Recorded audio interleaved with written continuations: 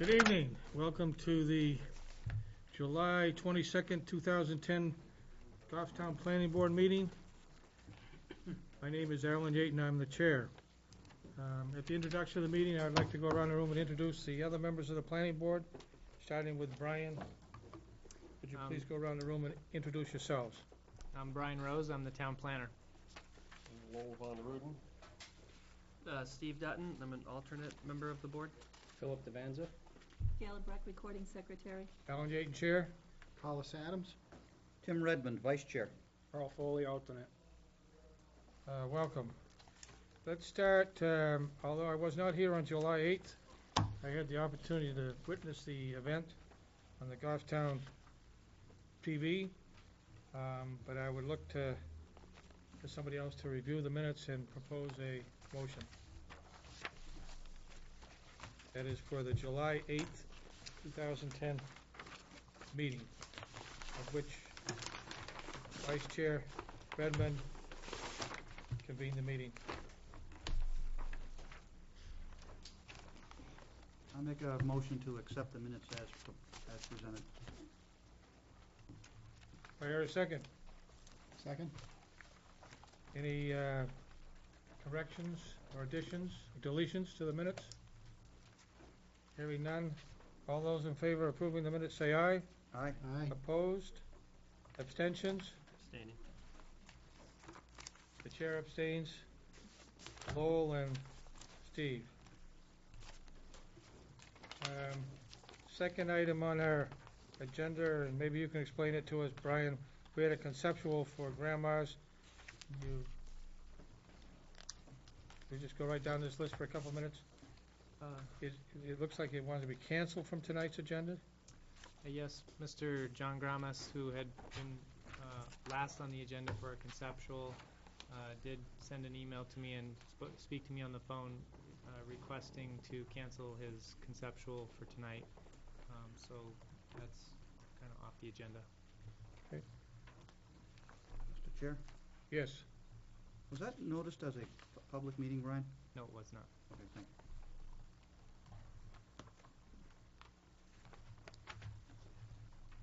you. Okay. Any other? Obviously, in your packages, there's numerous pieces of correspondence.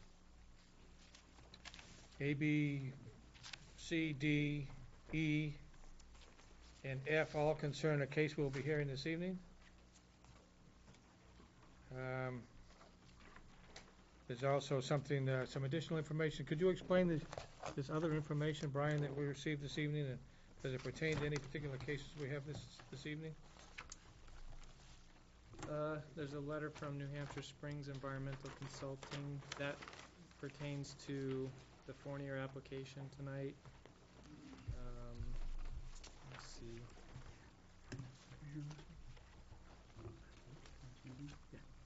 Sure, I've got the. I haven't had a chance to read this until this evening. Is there anything within this correspondence that affects our hearing this evening? Or we'll address it at that point? I think we should just address it during the hearing. Okay. There is a letter J is a memo to the board of selectmen from Carl Quorum discussing the Viking Orchards project and sidewalks in the project and planning board actions on the sidewalks and his disagreement with, I guess, the approval of sidewalks in that area. I guess I'll let the board discuss that if they wish. Why don't we just take a couple minutes and any members of the board wish to chime in on this particular subject? Brian, do you have a copy of the plan available for us to see? Because I thought we had eliminated sidewalks, if I was not mistaken. Do you remember, Lowell? Well, I remember earlier we had said to take the sidewalks up Worthley Hill, but not into there. Into the projects. But I don't know. We may have revisited that.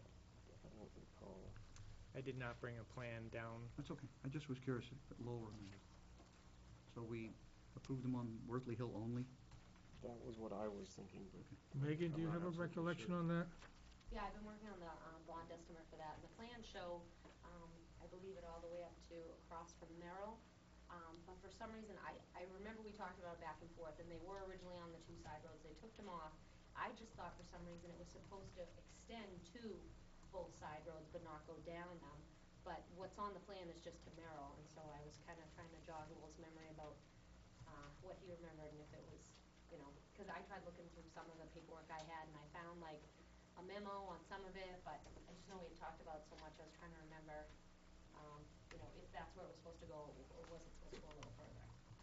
So, can we expect a little more detailed review of anything action that we need to take, Brian, at a later date? Whether we have to amend or clarify or something? I think, Would that be appropriate? yeah, at this point, I think we just wanted to let, you know, copy you on the memo that was given to the Board of Selectmen and you know, give you the opportunity to provide any input that you wanted to, and then, you know, we'll kind of take it from there, I think. I know it was some time ago when it was approved, and I know we had quite a few discussions about sidewalks, if I'm not mistaken, I think they in that related to, area, and I think we were aware of the fact that we're trying not to create sidewalks in some areas. I think they were related to the goals of the master plan. Yeah. Okay. As a point of information also, we're going to be discussing this at the August 12th meeting, well, at least the Viking Orchards project, so Yeah. potentially some more discussion could occur at that point if you know, more information is found, and we can move from there. Now, I suppose you copied all the board members the letter from the selectmen reference. Yes, that is a letter just from the selectmen requesting that staff and those people involved in budgeting be cognizant of the fact that, you know, we're in a downtime in the economy, and that we should be trying to, you know, save money wherever we can, and not request additional employees or what have you. We had decided to copy it to the entire board, partly, I guess, due to the fact that I think last year Derek at least had told me that he had copied it to his zoning board chairman, and the rest of the board had been upset that they hadn't been copied on it and wanted to be able to you know, read it and provide input. And so we decided, rather than have anybody be upset, we would copy it to everyone, and if anybody had any comments, you know, we would welcome them. So, what I would say is, any individual member, including the public out there, if you have any ideas about how to do things more economically, please convey them to our planning director, Brian Rose, either by email or by telephone. So this would be just something, if you had an idea in conserving time, energy, and money, it'd certainly be appreciated in all instances at this particular point in time.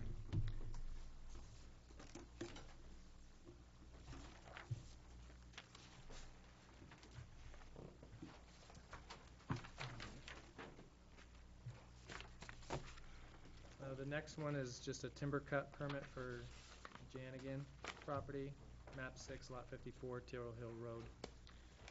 Is that the property that we originally had the open space development on? The old folks home, I think. In fact, over 55 housing project, wasn't it, Yep. Phil?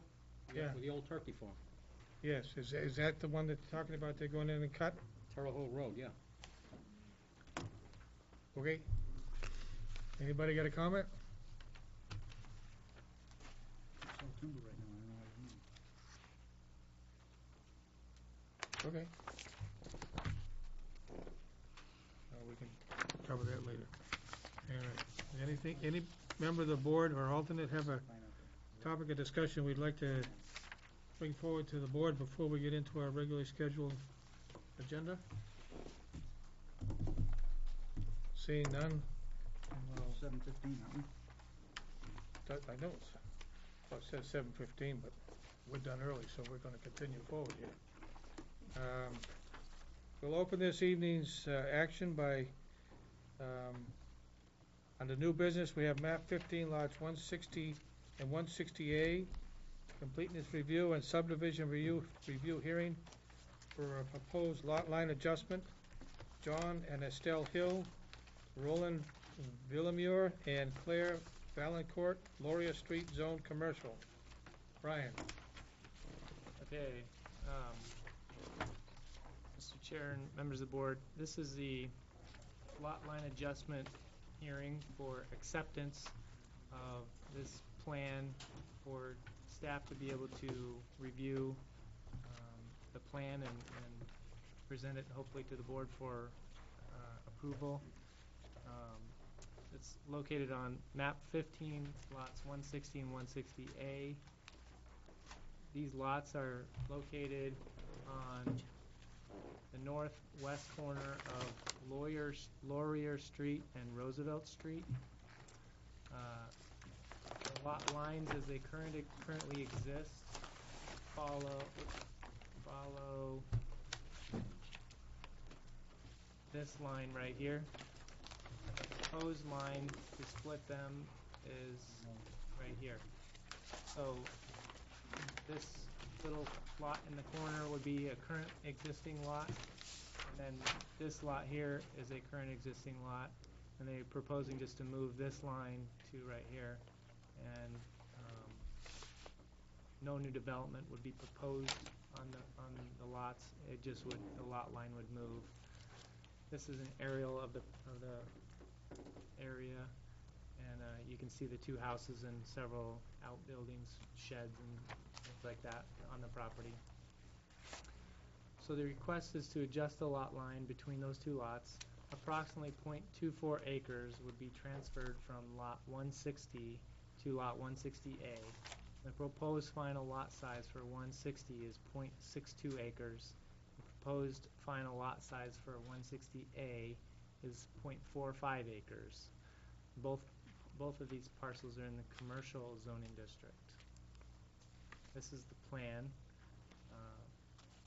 One point of note is that there will be an easement for drainage along the middle line of the two lots once that is completed, and I'm sure Mr. Todd here will be able to explain that in greater detail. They are requesting 3 waivers on the submittal. The first waiver is section 3C13, which calls for a statement from the town assessor that intent to cut is either not required or has been properly filed. There is not really any reason to cut on the property. There's not really a whole lot of vegetation growing there, so I believe that would be not applicable.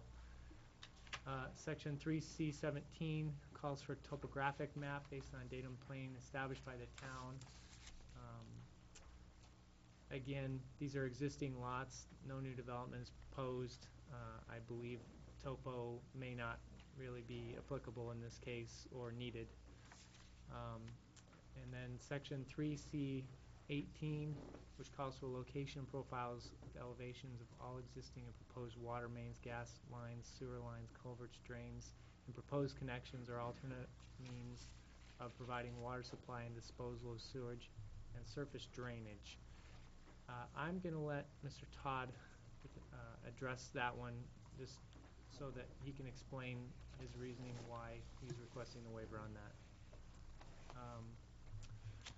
Key considerations: there's no wetlands on the property, no new developments proposed, and all submittal items have been received except for those that have been requested by waivers.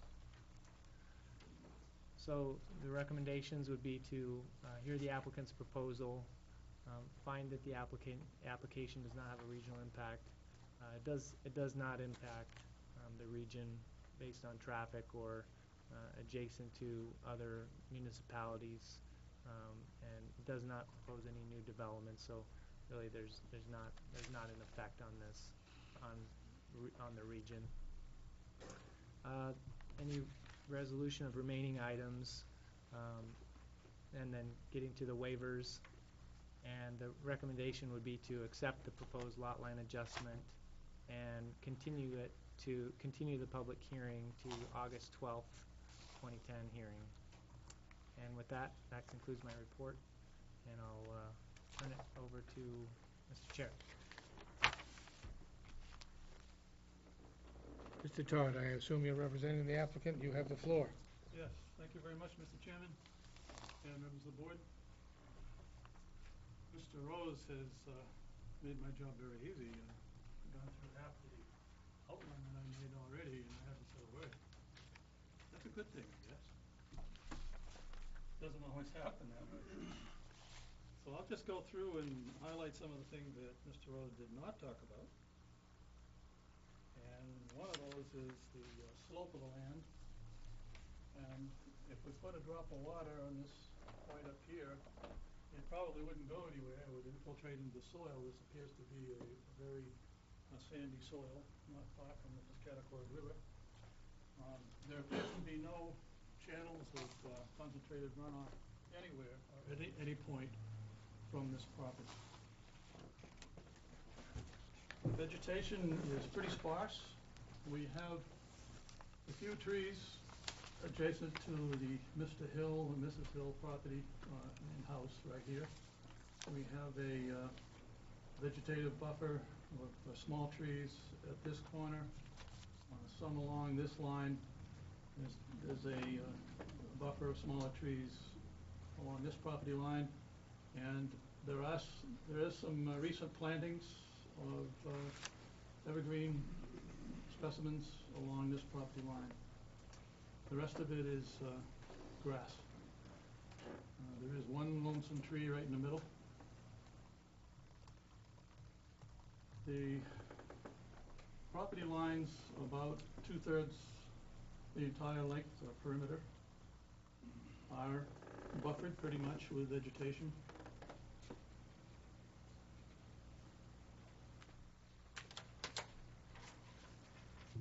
We did already talk about the resulting land areas. Mr. Rose brought that up, so I don't think I need to repeat that. There's to be no change in frontage of either lot. Existing bounds all the way around. We're going to maintain the line between a bound here and a bound here, which is one of the original bounds on the lot. So we have no need to set additional bounds that I can see. They seem to be adequate. They were easily found. They compare very well with the budding surveys and also with the original subdivision that created the lots in this general area, although not in the current configuration. They were all 50 by 100 lots, being typical of the layout in that area in the early 1900s. There's no change in the driveway location. There's no change in the use of the property. No new construction being anticipated.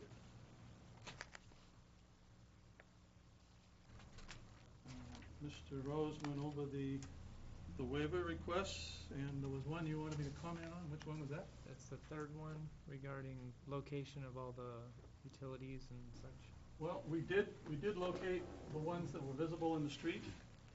I would anticipate that any connections to these buildings would be maintained as they are presently located. And since there are to be no changes, we didn't think that it would be fair for the landowner to have to go to the extra expense of locating those features.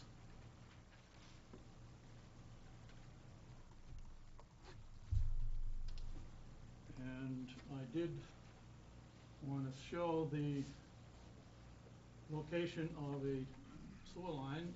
Right here, there's a catch basin in this area, and it comes onto the property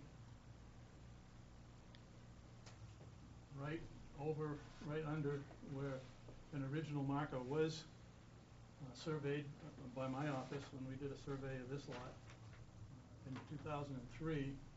That bound had been destroyed and had not been replaced by the town, so we did replace that. The approximate location of the stormwater drain is right along this proposed boundary line, and it comes to a catch basin, or, yeah, a catch basin right here.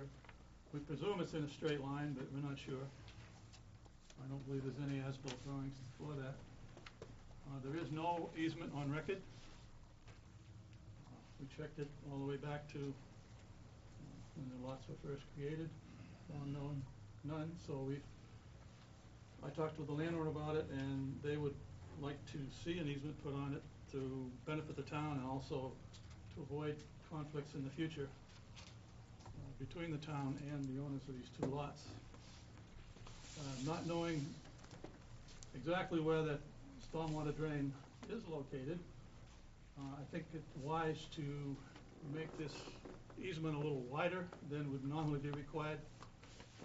In the past, I have designed a 20-foot wide drainage easement across properties, and that has been acceptable to the town.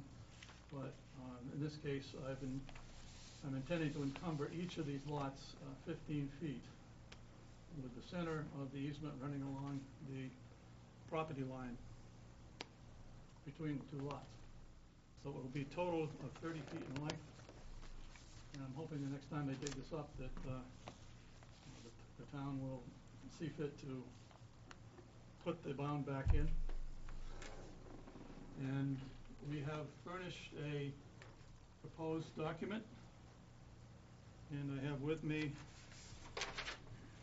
a letter to the planning board stating or certifying that the bounds that are shown on the plan are in and set and recovered. Thank you. And that is all I have to say that I can think of. It's pretty simple and straightforward. So I'd be happy to answer any questions you have. Members of the board? We have two things we have to do. One is we need a motion to accept this as being complete and that it has no regional impact. So moved. That's number one. Second. We have a motion and a second to accept this plan as being complete and that it has no regional impact.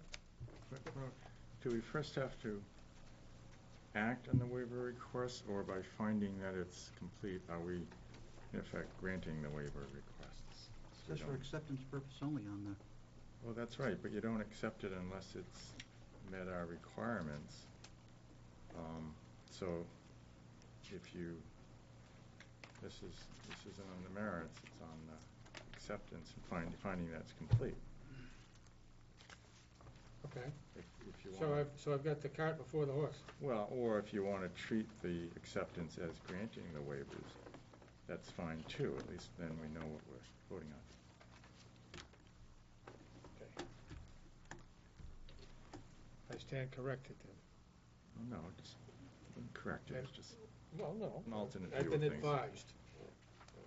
Then, at this point, then I think we should take some action on the waiver request. As indicated, any... You want me to withdraw my motion?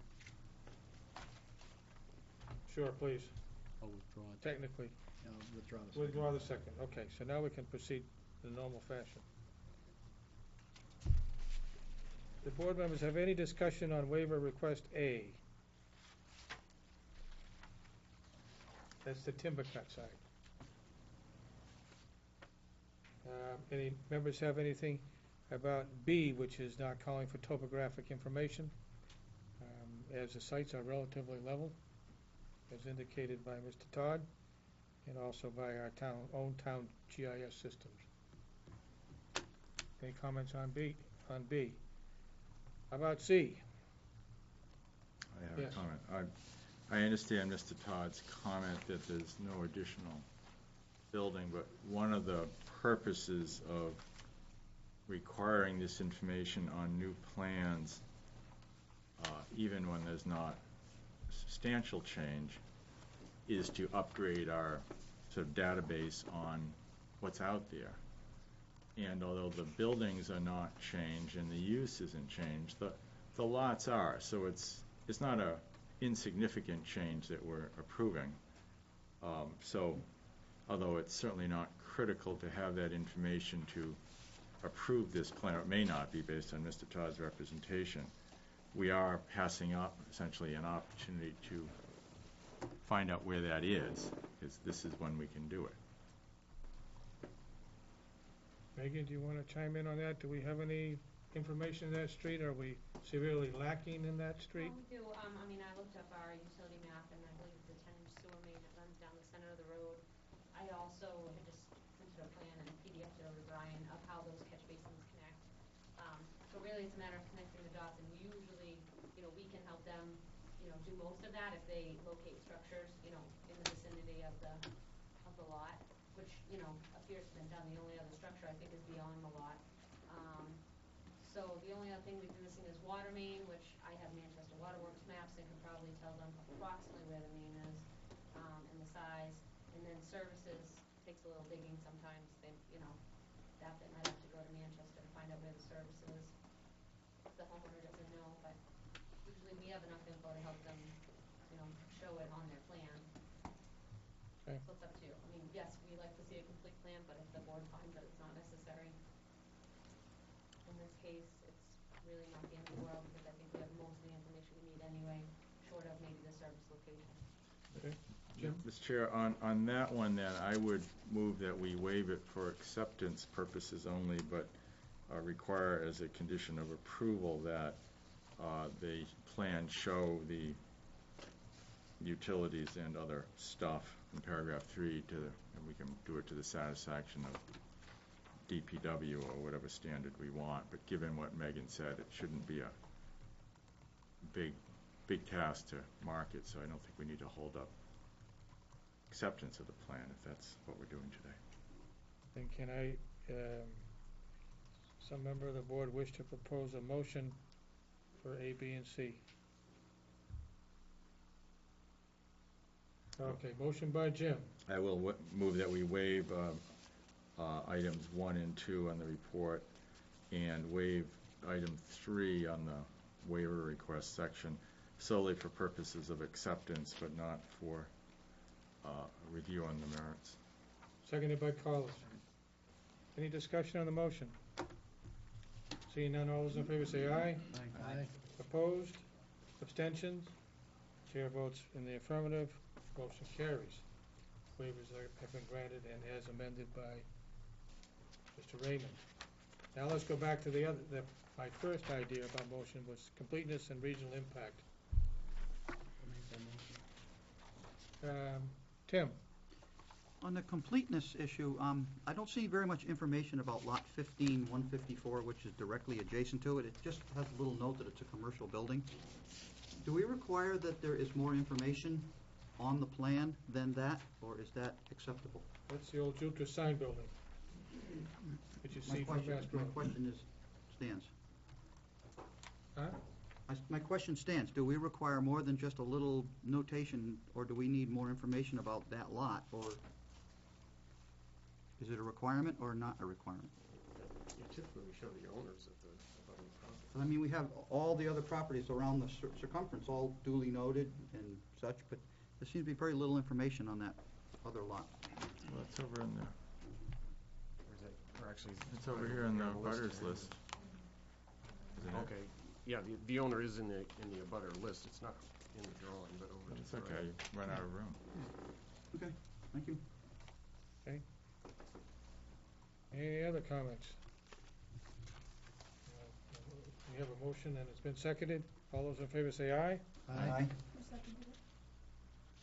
Julie. Carlos did. All those in favor say aye again. Aye. Yeah. Opposed? Abstentions? Motion carries. Chair votes in the affirmative also. At this point, then I would open the public hearing. And wish to hear anybody from the general public wish to speak in reference to this application to the board?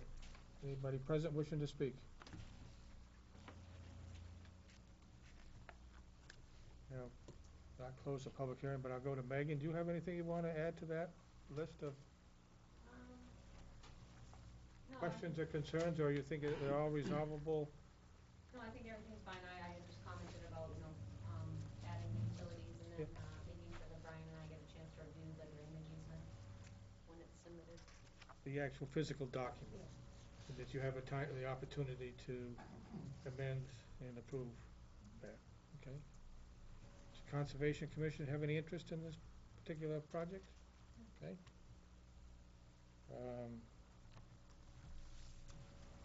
In hearing no opinions or presentations for the public, I will close the public hearing. Members of the board, what do you wish to do? Tim?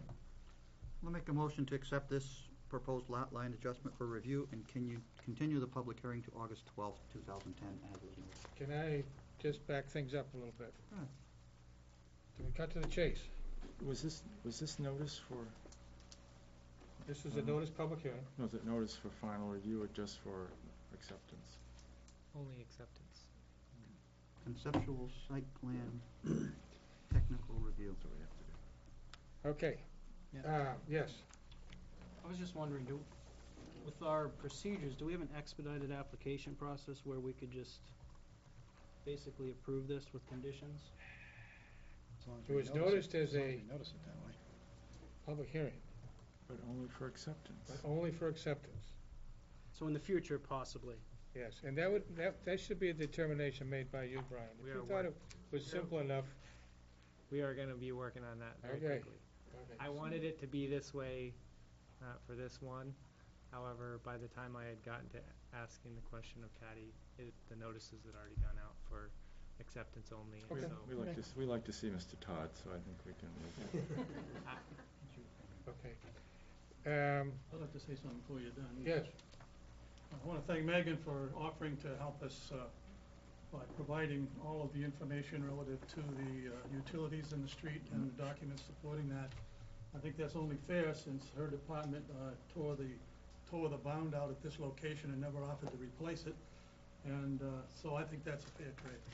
okay, Thank you. For the record, I don't think her offer was to provide all, it was to assist with providing.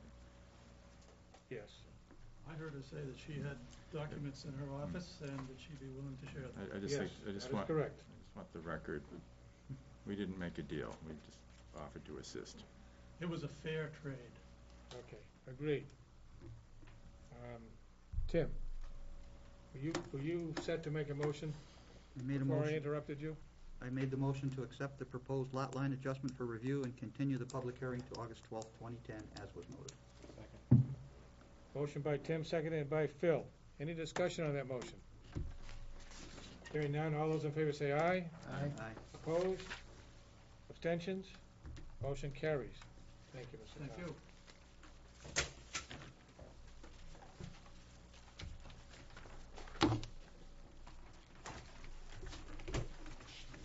Go to old business. The next item on our agenda, map 7, lot 82. Site plan review hearing for existing landscaping business located on property along with residence and to build a 2,400 square foot barn for the business. Fornia Revocable Trust, Patty Hill Road, Zone Agricultural, continued from June 24th, 2010. Now, as the chair, I have received in my packet numerous reports, correspondence, etc. I would hope that each individual who prepared these reports, if they were to make a presentation, would present the facts and not their concerns. And that since the board members have all had an opportunity, except for what we received this evening, to review these documents, I'm going to try to keep things to a scientific and appropriate presentation.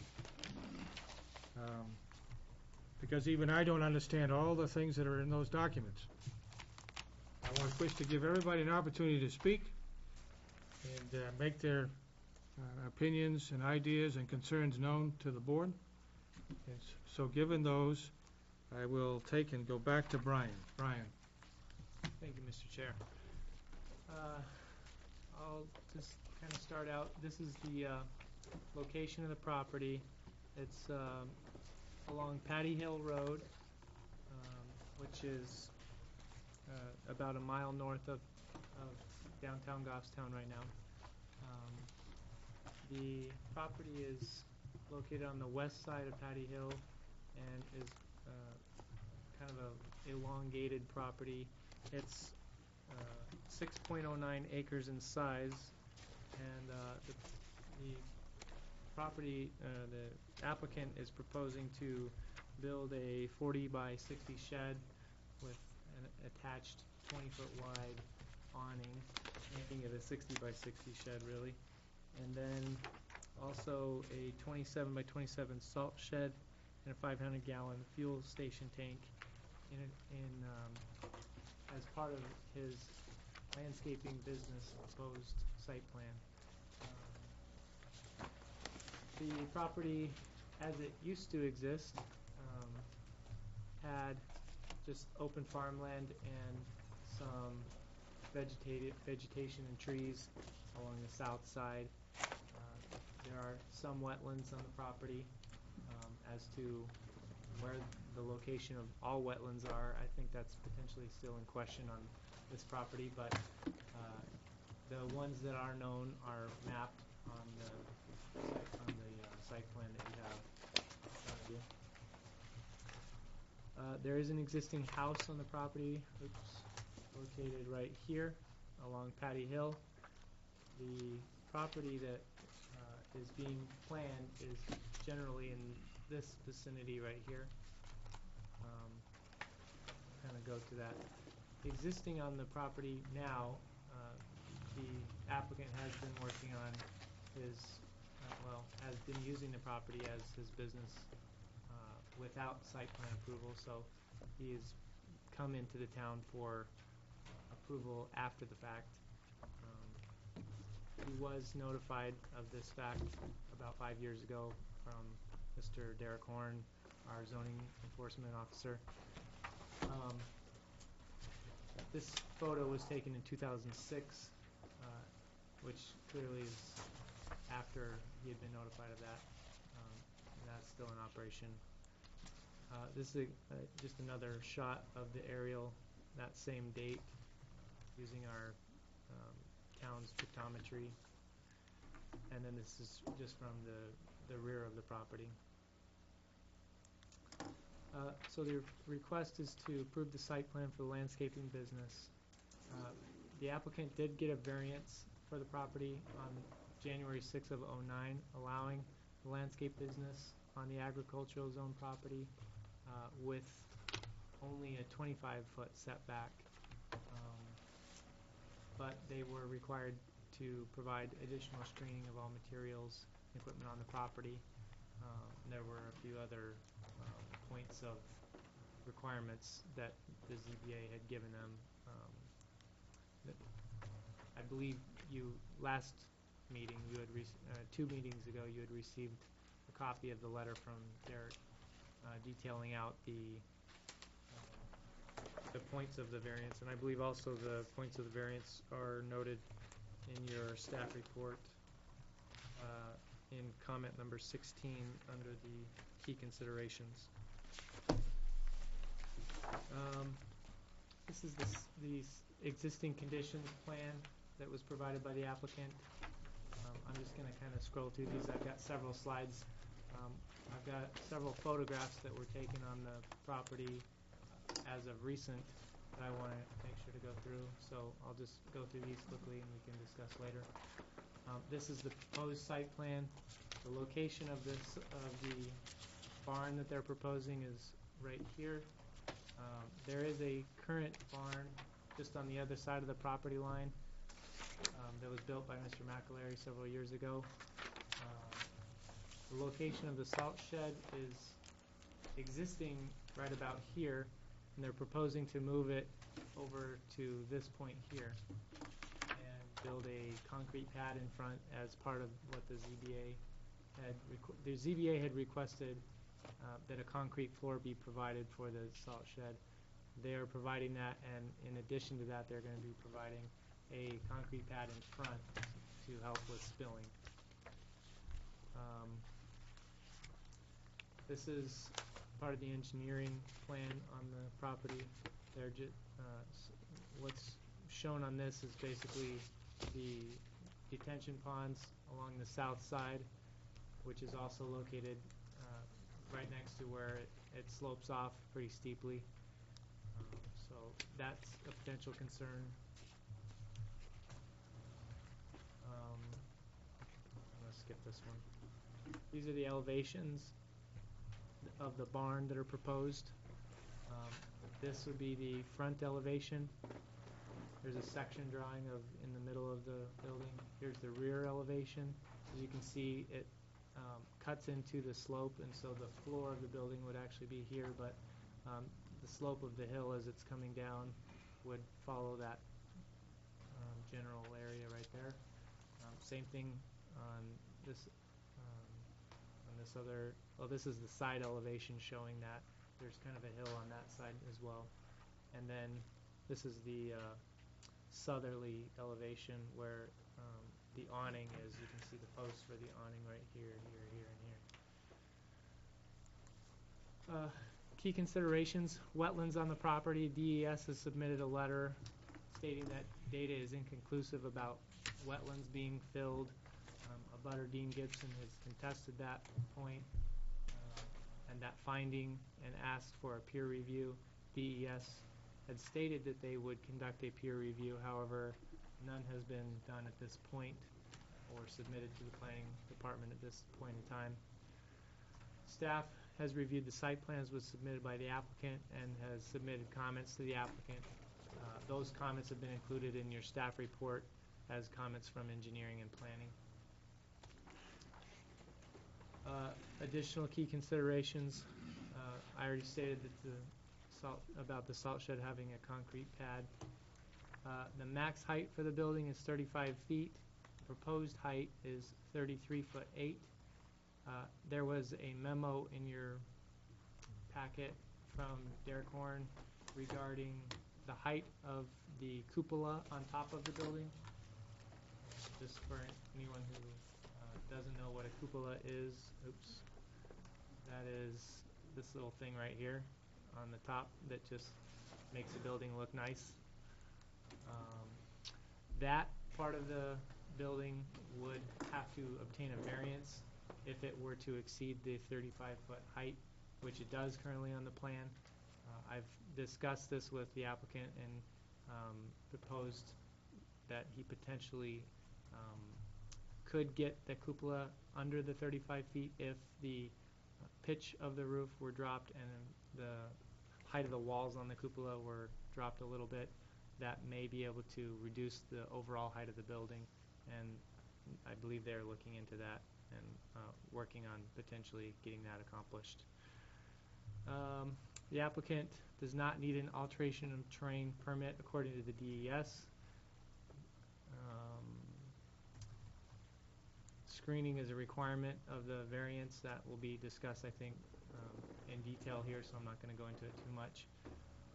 Soil testing was requested by the board at the last meeting to determine if contamination was evident. Those tests have been done and are in your packet. The results are in your packet. I'm going to go through that in the next table here. Screening of equipment and materials needs to be more fully addressed on the site plan. Building elevations have been submitted for the barn, but not for the salt shed. That would be a concern that we would want to see elevations for all buildings on the site. This is the results of the salt testing in short. I tried to break it down easily so that we could compare them together. You do have the reports in hand, but I think the key points of the salt testing are the chloride and the sodium counts. What I've done is On the top table here, we've got chloride for each of the locations. There was 4 locations that were tested on the properties, 1 on the McAlery property, 2 on the Fournier properties, and 1 on the Gibson property. In addition to that, in the same location where the Gibson property test was done for soil, there was a water test done by the shower group. So that is the only number you'll see. There's not a comparative number for the ChemServe test that was done. So I'll just run through the numbers. 50 versus 10, 50 versus 120, 50 versus 50, 95 versus 150. Most of those are all pretty close on chloride. Down below on sodium, 89 versus 110, 272 versus 260, 176 versus 180, and 1660 versus 460. Really, the biggest difference is on this last test, and I think we're going to ask the applicant's analyst to explain their findings and why they think the results came out so differently on this one test versus all the rest, which came out pretty close to each other on the other ones. And then finally, the last test was on the sodium count for the water test on the Gibson property, and that came out at 150 from the shower group. Waivers. There are no waivers being requested. That's an easy one. I have several photos here that I just want to run through quickly. This is a composite photo of 3 different views of the same area. I just had to take 3 pictures and paste them together. This is looking towards the McAlery property. McAlery's house is right there. McAlery's barn is right here. And then the salt shed is right here in the corner. It's kind of hard to see in this light. But you can see some existing trucks and materials out there. This is the fuel storage shed. It has a note on there that it's for diesel fuel only, so that's just kind of a point of information for the board that this is not vehicle fuel, gasoline, it's diesel fuel. You can also see from this photo that there are several pallets of material here that have been placed along the side. This is along the south side. If you were to look directly in that direction through all the trees, you could potentially see Mr. Gibson's house. This is the driveway entering the property. Right here is where the applicant has proposed for his employee parking. We would want that to be shown a little bit better on the site plan, just to make sure that there's enough room for trucks to be able to get in and out, and that there would be no blockages, and that we would understand how many parking spots are available. This is looking north from the middle of the site. There's just some piles of mulch here and here and here. Just open areas of where they're storing materials. This is just left of that where the salt shed exists currently. This is it. The salt, as you can see, I believe is not in there. I think they have some sand or some other material back behind there, but these walls, I believe, have been, well, we've heard a statement from the applicant that these walls on the salt shed would be covered walls, and that they would be at least 8 feet in height, concrete walls.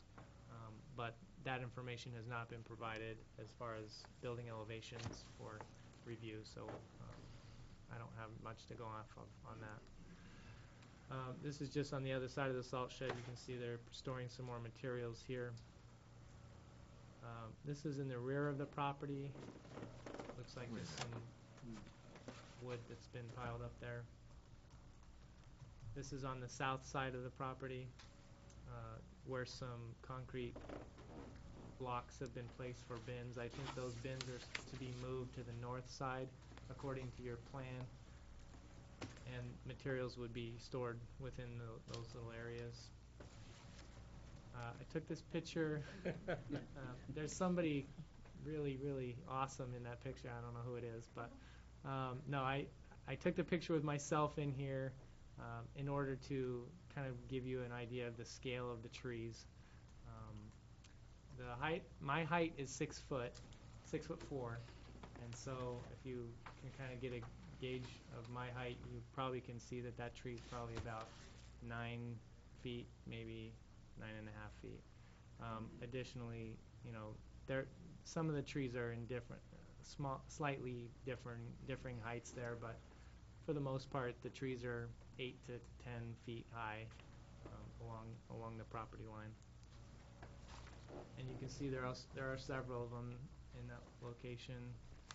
Starting to do some screening, not quite to the level I think that the property owners are going to be happy with at this point, but I think some additional work could be done there. And the applicant has provided a landscape plan providing some additional trees locations on there. However, you don't have that in your, no, you did receive that in your plans on your table today, I believe. That's one of the items that was submitted after you had gotten your packets. So staff is currently still working on reviewing that and getting comments together for the applicant. This is a view from right about the end of Mr. McAlery's driveway, looking towards the operation. What you'll see in the next few photos is an attempt to make the building appear in the location where it's supposed to go. It's not an exact science because I did use scissors and some tape, so you'll kind of get a feel for it, though. I think what the building would look like there. Use Photoshop? We got to get some Photoshop on our computers, so I don't have that yet. So this is the location. Maybe I'll shut the light off here for a minute to be able to see better. Is that okay, Andrew, on the picture? Okay. So you can kind of see the barn there next to it. Those two, the back of this barn and the edge of this barn, are supposed to be in line with one another. So if you can kind of get a feel for that. But I just tried to make sure that the trees appeared in front of the building and that, it showed how future screening would be appearing. The width of this would be 60 feet here, and the height is proposed at 33'8", and that's from this level down here. So you got, some of it is down in the ground on this side. That's why it may appear a little lower than what was thought of originally. This is if the cupola is on the top of the building with the variance. They would need a variance for that, so they're going to work on potential ways of getting that done. This is just a 3D kind of sketch of how it might look and cover up a little bit more of the area and screen some more additional area there. And then this is kind of a proposed sketch of some additional windows on the building for aesthetic purposes, for views from the rear there. I just proposed that to the applicant today, and I think they'd be willing to look at additional windows back there. I'm not sure exactly what the final plan would be, but that's just kind of a sketch of a proposed thought that we could do to enhance the rear elevation to make it a little more nice looking instead of a big blank wall. Okay, so the staff recommendation. Staff recommends that the board hear the applicant's presentation, hold the public hearing, and at this point we don't feel comfortable recommending approval to the board. The staff, including engineering, has reviewed the plans and needs to be able to understand the drainage completely. I think that's the major issue that engineering had, wanting to make sure that the detention ponds on the property would be sufficient, and that was the reason that engineering felt they could not recommend approval at this point. So we would recommend that we have some additional time to work that out with the applicants, and that their engineer be able to re-look at the drainage on the property, and that we would continue the hearing to the September 9th, 2010 meeting. Okay, so after that long, drawn-out presentation, I want to turn the time over to the chair, and we can hear from the public and go from there. Before we get into comments from the public, do any members of the board have any observations or comments? Jim? Well, I have maybe it's a zoning question, but it's a context in which to evaluate the proposed use. But if you look at the zoning ordinance on page 28, section 5.13, as I understand is the authorization for this use in the agricultural district.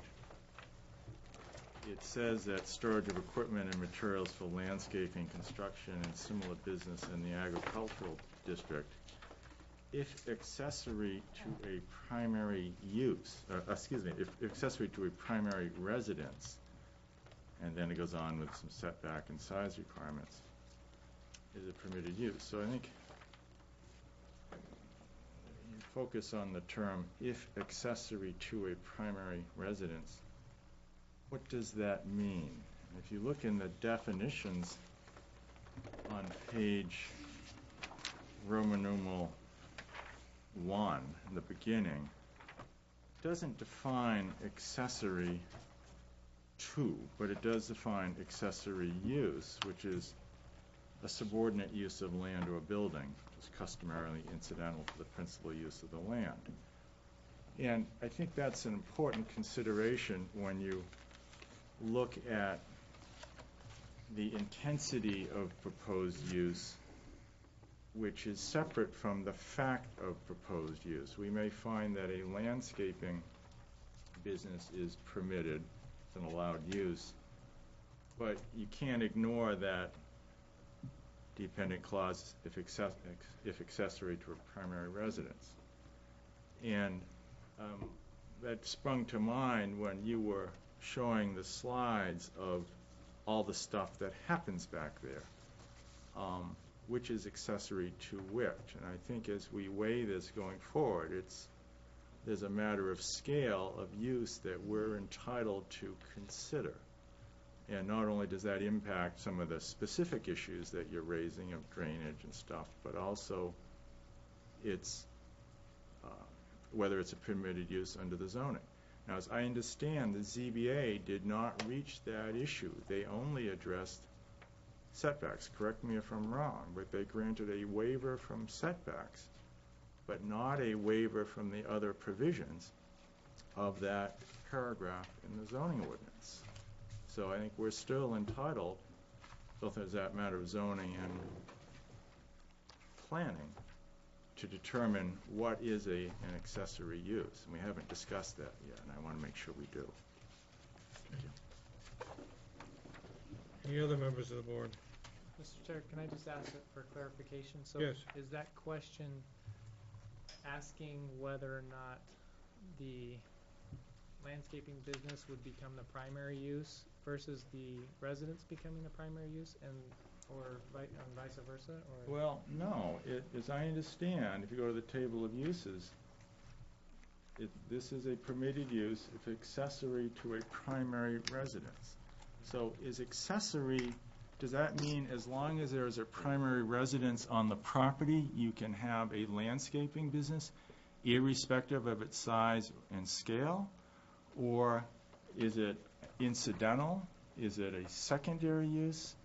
And typically, we would look at that when we waive the size of the use, because it's, go back to the definition, a subordinate use of the land. So that goes to the scale of the activity. Jim, I have a copy of the notice of decision here. And let me read it for the board. Board voted 4-1-0 to approve the use variance for a landscaping business and a residence on the same lot, subject to the conditions that there be additional screening of all material and equipment, that all buildings and materials shall meet the 25-foot setback requirements, and no increase of fuel storage on the property, and there be a floor added to the salt shed. The board also voted 5-0 to deny the request for the area variance for the salt shed, as it would be contradictory to the above motion and create a hazard to abutters' wells. Does that change your? Well, it may, as I Opinion? said, if the variance was granted for the use, Yes. irrespective of the size, then as a matter of zoning, that's been taken out of our hands. If, on the other hand, the ZBA was not reaching that issue but addressing the other matters, then it isn't, and I don't know the answer to that. I'm not so sure I do either, but it would appear that there must have been some discussion, but I don't have the minutes. of Well, I the guess we ZBA. need to see the application that was filed with them as well. And it could be that the ZBA decided that, if they did, oh well, but Okay. Any other board members who have comments, please? Carlos, anything? No, that's it. Just going around the room. Anybody have any comments? And then I will ask the applicant to address the board. Who's here to represent the applicant this evening? Good evening. My name is Kevin Vine Milnet. I'm the attorney representing Brian Fournier. Just briefly, if I could address, or shifting, if I could address the issue of the variance. The initial application was for solely a dimensional variance. The zoning board requested that Mr. Fournier submit a separate use variance to allow two primary uses, one residential and one landscaping. So the accessory use issues addressed by the zoning board's decision. And we'll be happy to provide any of the application materials, minutes that the board requires. Thank you. Just briefly. Don Duval Survey is here to present the changes to the plan.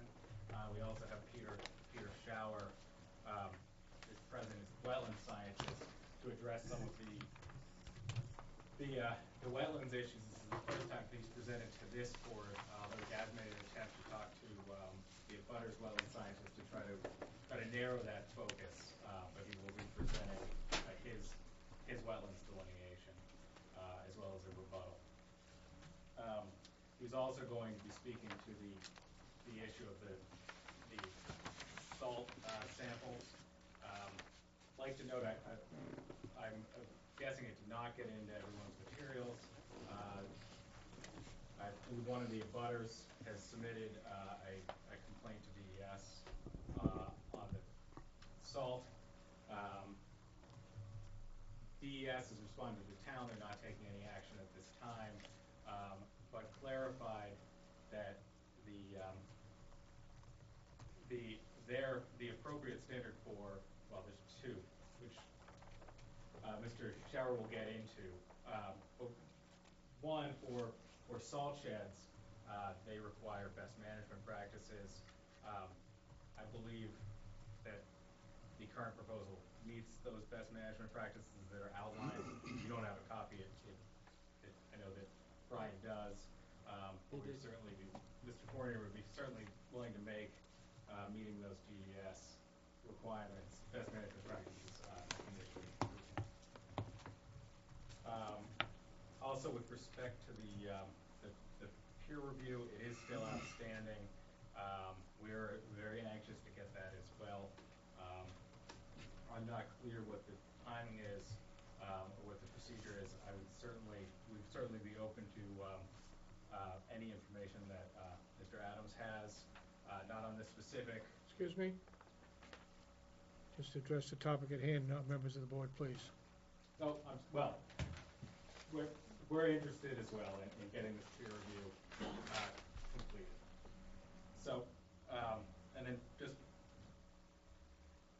again on the cupola issue, just wanted to clarify that Mr. Fournier is not interested in seeking a variance. We're perfectly willing to address it either through changing the height of the roof or removing the cupola, whatever the board and the planning staff feels is best. Okay. And then lastly, I did have one question that I wanted, that I'd hoped to be addressed if the board is interested, and that is, my understanding is that water samples were taken by all parties and seem to only have been, results only provided by Mr. Fournier, and I'm just wondering what the results of the water samples are. Thank you. Mr. Duval, you have the floor. Okay, it's probably, I think Brian has covered most of it. Basically, on the plan, most of the comments with respect to this plan were what I call minor in nature. Some of it was due to some of the AutoCAD layers being turned off. But basically, they wanted to see where this under drain is that crosses the property, so we've shown it at the best possible location we could, basically relying on the owner of the property because we can't see the ground. They wanted to see, or the staff wanted to see if possible future well locations should something happen to the existing well, which is inside the dwelling. So we have shown that. Engineering, we had shown roughly the beginnings of the under drain, and they asked us to show it the entire length of the road, and Bob Rook has been in contact with Megan, and she made available a copy of the, I'm assuming it's the town's as-built, so we've added that to this plan. As far as the landscaping plan, the landscape architect has indicated where his new plantings. One place that we have to address, he was told that we were needing plantings around this corner where the vehicles would be parking.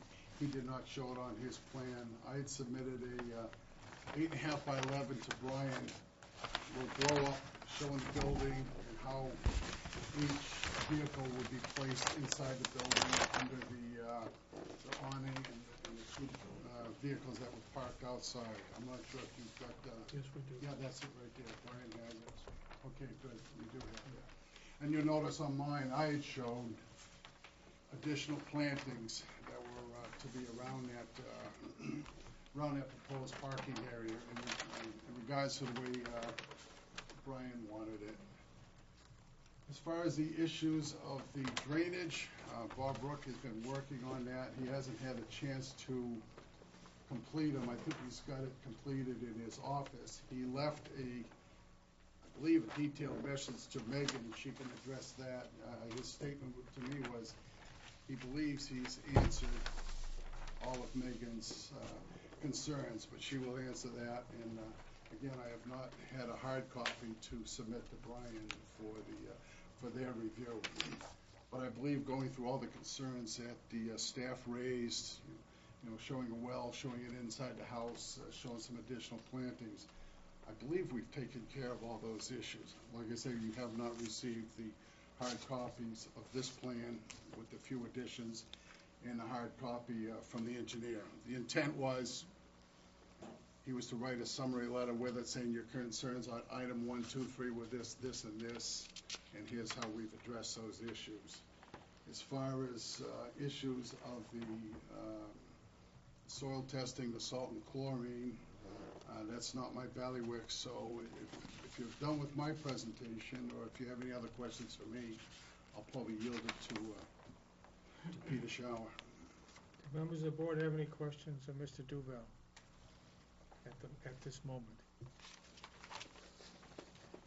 Seeing none, we can proceed, sir. Okay, thank you very much. Thank you.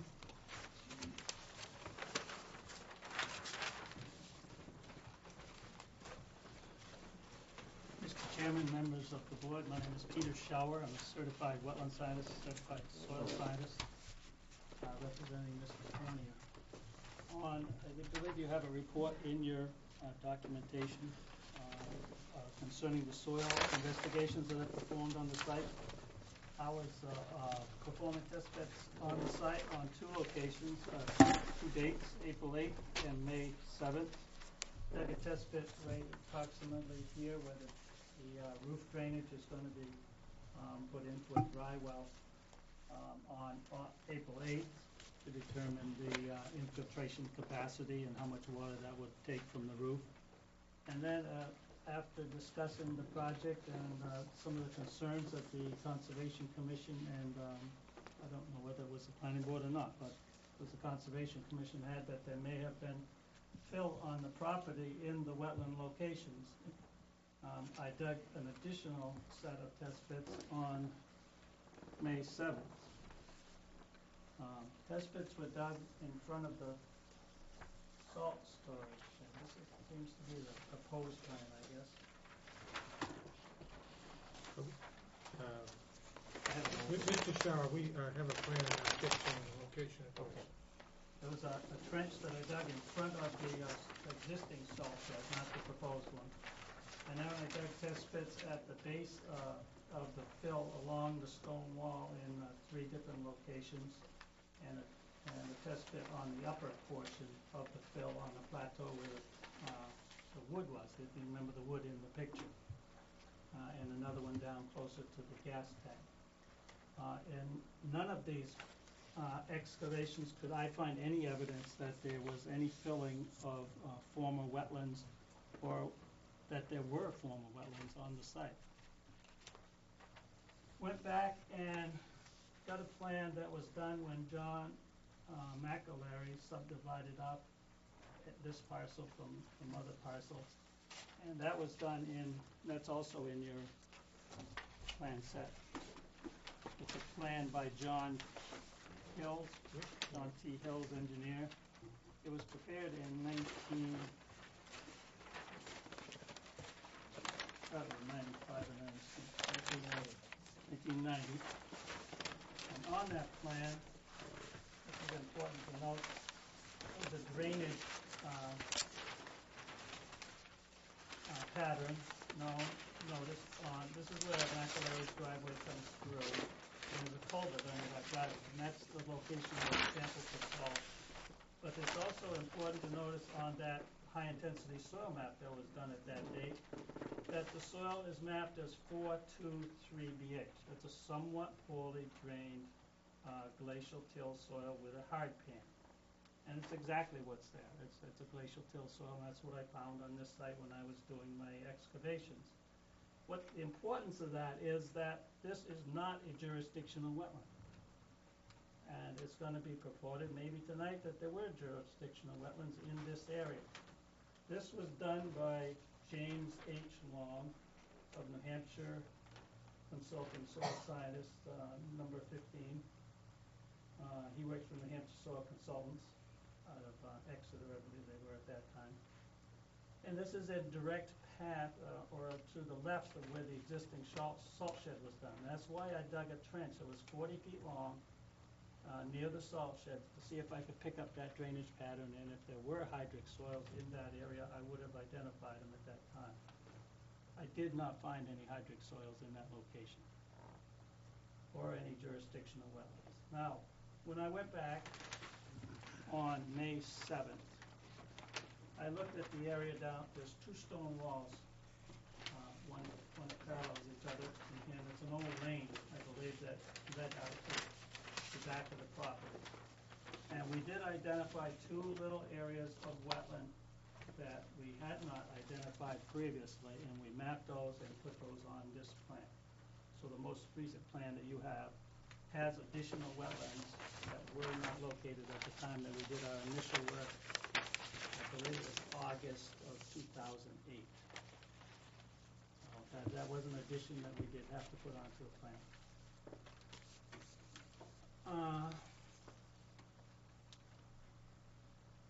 I guess I'd probably just better shut up and let you ask some questions if you have any. Members of the board, do we have any questions that we'd like to ask Peter at this time? Yes. Mr. Chair, I would just like to ask, with regards to the depth of the test pits and the trench, do you feel you went deep enough Yes. You do? We went 12, I think the test pit data is in the report. Right. And I think on each of the test pit that were recorded, it tells the depths. This one went to 60. I made sure I was well below the A and the B, if you know what those sort of surface layers are, down into the sea horizon, the basic dense basal till. Okay, but beyond where all the fill, That's absolutely correct. okay, thank you. Yeah. And some of them ended up being, I wouldn't even get in the pit. They were over 12 feet deep. Okay, So I can't get in there without a trench box. thank you. Any other members of the board? I can address the salt if you'd like me just briefly. Please. Ryan has brought it up in the, if you could bring that slide up, that would save him. He's gonna blind me again. Sorry about that. Yes, you may. I don't remember what day it was. It was in June that we did the salt investigations, and it was myself and Tom Carr representing Mr. Gibson. Mr. Gibson was there, and the person from Eastern Analytical who was doing the sampling for Mr. Forney. So it was about 5 of us. Skip past it. Here it is. Thank you. We sampled on the culvert coming out of McAlurry's, underneath McAlurry's driveway. We sampled the soils in that location. Sorry. That's okay. Mr. Chairman will be blind when we get done here. There we go. We sampled again there's a plastic, I guess a PVC pipe underneath some of this fill that drains water out through, and I think there's a picture in the report of that.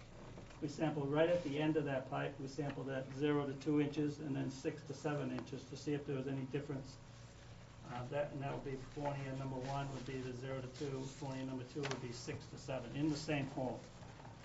And then we sampled approximately 100 feet. We didn't tape it, but it's 100 feet downstream, where there's a intermittent drainage channel down here where it spreads out and goes into the wetland system. We sampled right at the neck of that wetland also, and that's Gibson chloride. And then right above that sample, to the north of that sample, we dug a hole because there wasn't any running water at that time. Let the water build up in a hole, and we took a water sample, and that's the water, Gibson water sodium and Gibson water chloride sample. I thought they took a sample at the same time, but I don't know. We did. I offered to pay for that sample, actually. We didn't pay. Oh, okay. That's why we don't have a result. As you can see, 10, 120, 50, 150, and 170 for the chloride samples. And then there's the chart in the report that states the maximum contaminant level for sodium and chloride is 250 milligrams per liter. That's a state standard that's been set, and it's only an advisory level. Sodium isn't a toxic element, so they don't have a soil level. It's only for water that you drink. And as you can see, our levels for sodium and chloride generally are well below that 250 part per million level. In soil, we can have higher levels. In fact, there is recorded documentation that levels can exceed the thousands, in the thousands. And I have attached those to my report. If any of you had a glass of milk for dinner, a regular glass of milk will have 500 milligrams per liter of sodium. Put that in perspective. We found 460 in our sample in the soil, not in what we drink or what we ingest. So even so, we feel that the sodium levels that were found in Mr. Gibson's sample, the last one on the next to last line, the 1660, we can't explain why that happened. We had a professional from Eastern Analytical sample our sites. They sampled their own. That's okay. There's protocol that has to be done, and I can't explain why they come up with differences than we do. We have a professional laboratory person do our work, and we'll stand by it, as will, I assume, will Eastern Analytical. So Eastern Analytical collected the sample, Yes, they did. preserved it, tested it according to protocols? Absolutely. That's why I don't do the sampling anymore. I used to do it. I ran a soil testing lab for 10 years at the University of Rhode Island. And that was my job, to analyze soils and water in soil samples. And water samples. Based upon that presentation, members of the board have any questions of Mr. Shower? Yes, Jim? Well, can you comment, I understand you've said, Mr. Shower, that those levels do not exceed whatever, can't characterize them as recommended or permitted because there are no standards, but there still is a significant change as you go from the McElary side to the Gibson property. There seems to be a progression of increase. Should we conclude, or can we conclude, that that increase is the result of salt from this property? I think we can in these samples, right? This is sodium, so in these samples right here at the end of the drainage pipe, yes, I think we can. Now, why the levels on McElary's are 460 and 1600 or 1660, I don't know. There could be other sources coming into this because there's a drainage that comes down into the point from off-site that runs into that point. Now, there was also a pig sty in this location for years. I got a report in my findings that hog manure is very, very high in salt. Now, that could have been a contribution at one point, I don't know. But, and that's maybe why they call it salt pork. Anyway, it also could be from years and years of manuring on the farmland, or from fertilizer levels that they apply to the soil. Because sodium is a very common element in soil. It's a part of the cation exchange of calcium, magnesium, sodium, and potassium. It's an element that's very common in soil. And so the 460 is not an unusual level to find in soil. The 1600, it is unusual. We shouldn't find it in typical situations. I don't know if I answered your question. Okay, you did. Yeah, any other further questions from the board? Are there any other presenters in reference to the applicant? Seeing none. Members of Conservation, do you have any particular comments that you'd like to bring forward at this time? What is the Conservation Commission's concerns, concept, ideas, etc.? Please. Well, we have a meeting next week. We have not seen this data. We discussed some of this project at our last month's commission meeting. We're interested to know what the resolution from DES is regarding the potential wetland issue in the middle of the property, whether there was wetland fill or not. That's something that's outstanding. We have concerns. This is the first time I've seen this drainage issue, which I assume, the town engineers will be capable of helping the applicant figure it out, but we just kind of hadn't seen the drainage issue before, and don't really know what to make of the sodium issue. Okay. Peter? Dave, excuse me. Yes, sir.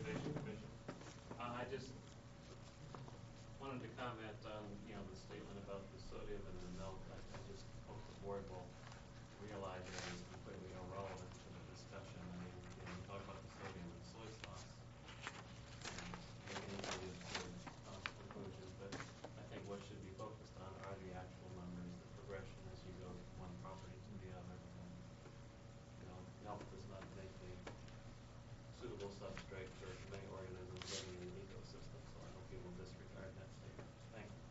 you. Any other members of the board or commission wish to speak?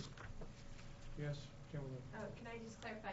We do have this on our agenda to look over this data. It's just, we hadn't received it before, so we will be discussing it next week. So at this time, I can't speak for the commission. Megan? I submitted comments to Brian on Friday. I guess my biggest concern, and maybe it was more of a miscommunication with the drainage, what happened was one of the original things the board had asked us to look at was the offsite increase and to make sure there was no offsite increase.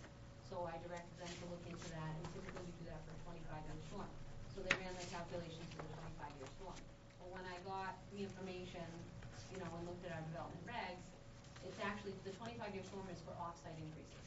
But to size a detention pond or a retention pond, it has to be sized for, I think it is a 50-year storm with 1.3 board, 50-year storm with 1.3 board, and you just check with the 100-year storm. And so they hadn't done that. So I needed to have them go back and resize them to make sure they could handle those events. And so he was working on that, and he had left me a detailed message today saying that he's pretty sure he has addressed all of that, but didn't have a chance to print out the plans and send them to me yet. So that's why I told Brian, to me, that was a big enough issue that I wasn't comfortable recommending approval until I got to see new plans that showed, and a new drainage study just showing that they've been sized properly. So that was probably my biggest concern from my list. A lot of it was just things needed to be shown on the plans. There was some stuff missing. So much of it was pretty minor. And the pipe that runs through the center of the property, the proposed pipe, may not be big enough because for a 25-year storm, it's surcharging right now, which our development regs do not allow. So they may need to upsize that slightly. So again, once I get those new calcs, I'll look at those and hopefully everything be okay from that perspective. Members of the board have any questions of DPW staff? Seeing none, I'll open it up to the public. Is there anybody in the public wishing to speak, reference this application? Yes, sir. Please come up and state your name. Rick Vanderpool, Sandwich, New Hampshire. I'm a certified wetland scientist. Welcome representing Mr. Gibson. Brian, if you would be so kind as to put up a picture of the salt shed that shows the trees right there. That's fine.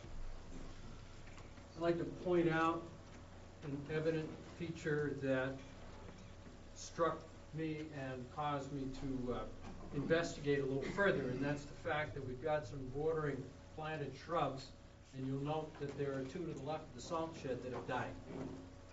There's usually a reason why shrubs die. In this case, planted at the same time, the ones actually on the edge, both to the left and right of the dead ones, were observably more feeble. So that's where, at the property line, I began my investigation of the soils and found oxidized rhizospheres within approximately 6 inches of the surface, which indicate hydrology, plenty of water. There was actually evidence of siltation, standing water at the site. There were soils that had both low and high coma redoxymorphic features within the top 12 inches. And this was on soils, I might add, that had been disturbed some time ago, but still retained enough hydrology over a period of time to show positive indicators of hydric soils. And I think the trees are a testament to that. Aside from the trees, there were sedges that are considered facultative wetland plants, Carex tribuloides specifically, which is a sedge that prefers to live in wetlands. Plus, if you look back behind the salt shed, there's some red maples. The ground cover was sensitive fern, which is another facultative wetland plant. My point is that whether or not there was an existing wetland at that site, there's currently a wetland at that site that is on the edge of the property. Okay? That's the first point. The second point, if you would be so kind, Brian, is to show up the plat showing where the test pits are. Similar to this plat right here.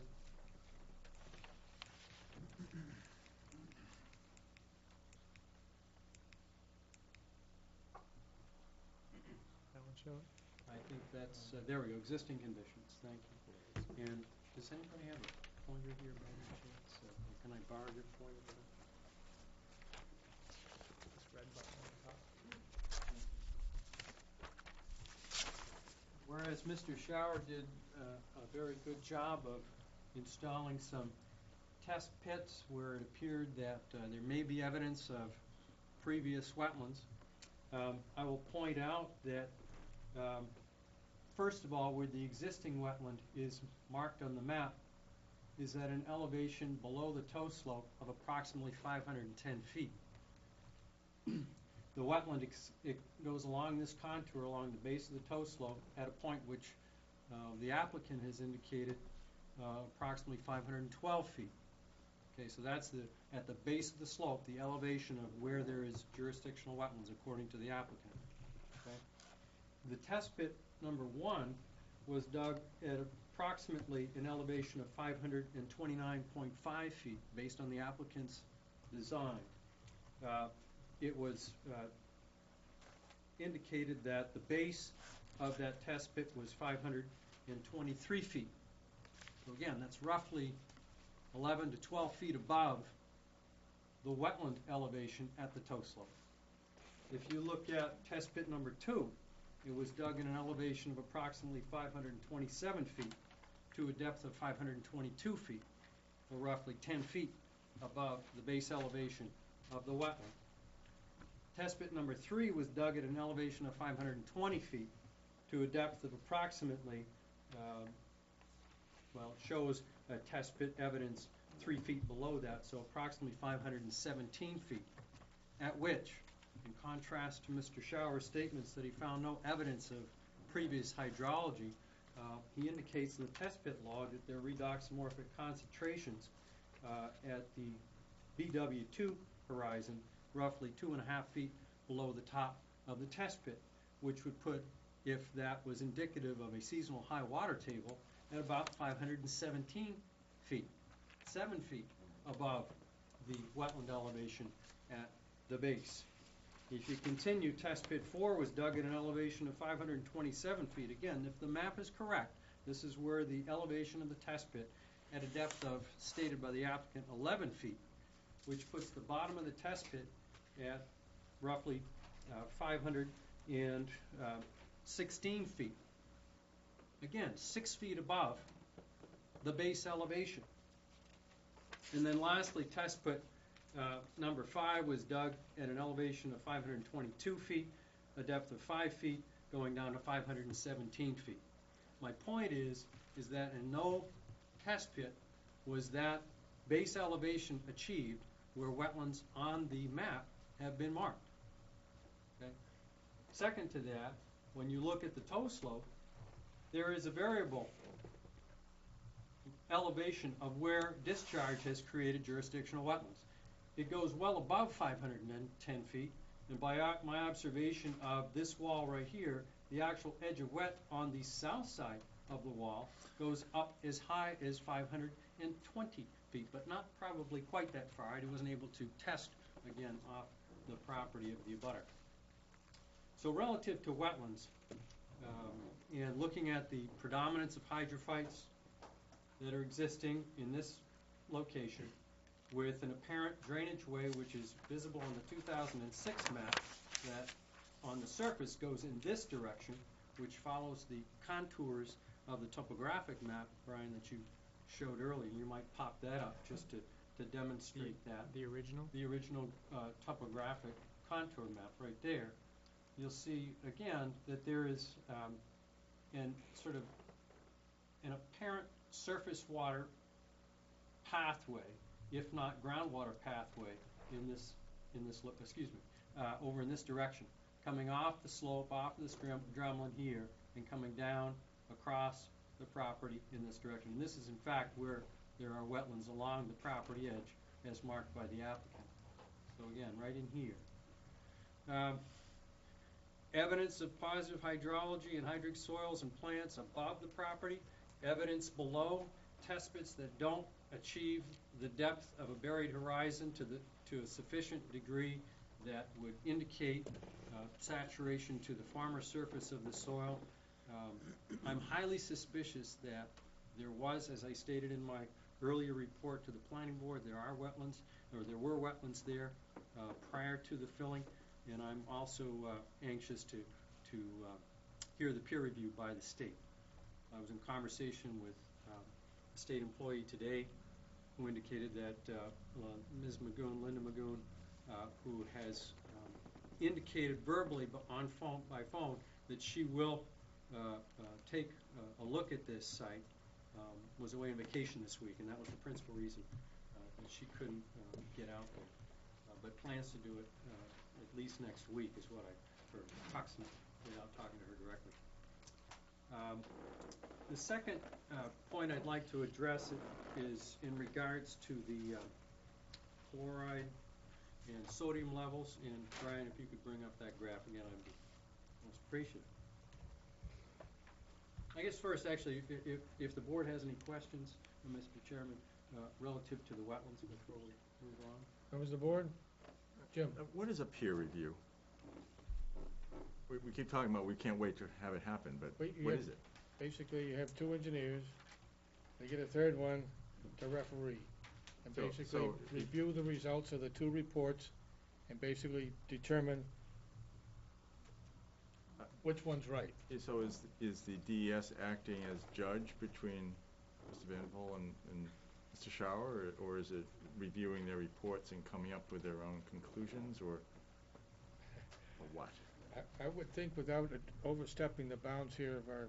Well, Mr. Van Poel can tell us if he's gone through it. And this is it's not uncommon to have a third party come in to help arbitrate. Does the third party make the decision on his or her own behalf or the agency's behalf? Not necessarily, it's been my experience. Usually there's some negotiation involved, at least in the arbitration that I've been privy to. Other members of the board? But I can tell you the decision rests with the agency. Of course, that decision can always be appealed, but the final decision will rest with the agency. Okay. I have a question about the trench. Sure. The trench was dug 40 feet, but did you address the grade elevations versus the original topography? If you looked at the original topographic map, and you've got an elevation of X, you've got the existing site plan that has elevation Y established by existing conditions. Can you tell in that trench whether there was soil taken off the top at some point in time, and so therefore we're missing the top 3 or 4 feet of the original soil? You should be able to, but it's not always that easy. If you look at the log at test pit 1, it does indicate a buried horizon. That's what the code AB stands for, a buried A horizon, and it indicates a buried B horizon, B sub B. You'll note, too, in test pit 1, which is that trench, that there were redoxamorphic features found at 58 inches below the surface, which according to the log indicates roughly 6 inches below the former surface of the mineral soil. So a seasonal high 6 inches below. So if you had a sort of a unaltered wetland and you had seasonal high watermarks or indicators at 6 inches below, it wouldn't necessarily make it a wetland. But with the disturbance that took place on that site, it wouldn't be conclusively not a wetland, in my opinion. Now, where the test pit is in the log, the existing grade elevation, I think, is 529, plus or minus, based upon the existing conditions plan. If you take that existing prior to anything, the ground level surface in that same exact spot is not 530, it's like 538. What does that tell you? Well, I would disagree with that. If the test pit elevation was at 529 and they went down 52 inches to find the buried A horizon, or almost 4.5 feet, then that base elevation should have been at about 525, which makes sense if given the slope of the land there. And again, that initial topographic should at least indicate that there's some probable variation in what was mapped very coarsely with the base topographic map and what what was present. In other words, you might have a smoothed over contour based on the mapping regime, might not be quite accurate relative to the site-specific former drainage path, which in fact went down into a small ravine to allow a seasonal drainage to cross that area. Okay, thank you. So relative to the chlorides and salts, previous conversations I've had with Jody Connor, who works in the Water Resources Division and has extensive experience with particulates as well as dissolved ions in water and water testing. In fact, I just came from a talk of his about an hour and a half ago on cyanobacteria in the lakes of New Hampshire. He's I think, generally well known as an expert in the field. When I did the Squam Lakes water and soil tests in 2001 and 2, we conversed about high levels versus low levels of chlorides and sodium. I agree with Mr. Shower that sodium is not an uncommon element in soils, but at the levels at which we see it today, I would contest that these would be residual from past activities. Sodium mobilizes very quickly in the subsoil environment. It's, as many of you know, a highly active biological zone that allows for a lot of translocation of sodium in a very quick period of time. I've sampled dozens of water quality sites adjacent to roadways to test for sodium, come back a week later and the sodium levels have gone down on 2 orders of magnitude in a matter of a week. That's not the same case with chlorides, however. Chlorides tend to persist longer in the environment, and seeing even a level of 460, which the applicant's analysis crew found, is, in my opinion, extreme. 250 is the number that the state recommends for good reason. There are very few cases when chlorides exceeding 250 have been found naturally in the state. In fact, chloride is not a common natural element at all, and it is largely manufactured. That 460 number is sodium. I'm sorry, sodium. Chloride, excuse me, chloride. Chlorides is still what I would consider way higher than normal levels. Yeah, the sodium is, that's clearly much higher than baseline, and if 1660 is correct, there's no question in my mind. This is an on-site source that we're dealing with, and not something that is residual from, as I say, from past activities, agricultural or otherwise. Still, chloride levels, typically in soils that I've tested and in waters that I've tested run through the Plymouth State Water Quality Lab, generally less than 40 or 50 parts per million, and that's even considered high. It's a threshold we use in the Wockingwan watershed as an indication of further testing needed, and that's in the Wockingwan watershed plan that was published in 2007 by the committee. So, there's plenty of data out there to indicate that all of these levels, both sodium and chloride, are above base levels and are cause for concern, particularly the chlorides. I would think even though the sodium levels are higher, the chlorides are still much higher than base for an element that doesn't easily degrade or get taken up by soil microorganisms. That's just a few comments about that. I would perhaps encourage further review by the Conservation Commission on these levels and to add their sort of good judgment on whether or not remediation measures are required at this point in time for an existing condition. Any questions? Well, I just want to, Yes. if I may, I just want to, as I tried Mr. Shower to pin him down, again, looking at the gradient, is it your opinion that the source, or do you have an opinion on what the source of the sodium and chloride is that's on Mr. Gibson's property, if you can make I'd that say from it pretty much has to be the salt storage that's taking place on the Fournier property. I mean, again, we bracketed it above and below, which is typical, and if you don't see baseline conditions above that, are higher or at least equivalent to the ones below the property, then I think it's a pretty fair conclusion that it's occurring on the property. The source is the Fournier property itself. Okay, and on contrast, perhaps, Mr. Shower, do you consider those elevated levels in Mr. Gibson's property be significant? I do, absolutely.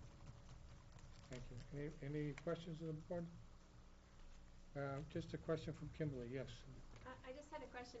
I don't think any of us have really thought about or discussed this before, but what's potential remediation? What is your experience with remediation activities such as this? Well, you know, in the sort of classical sense, the contaminated material is excavated and taken off-site and treated. And there are a variety of treatment methods that are employed.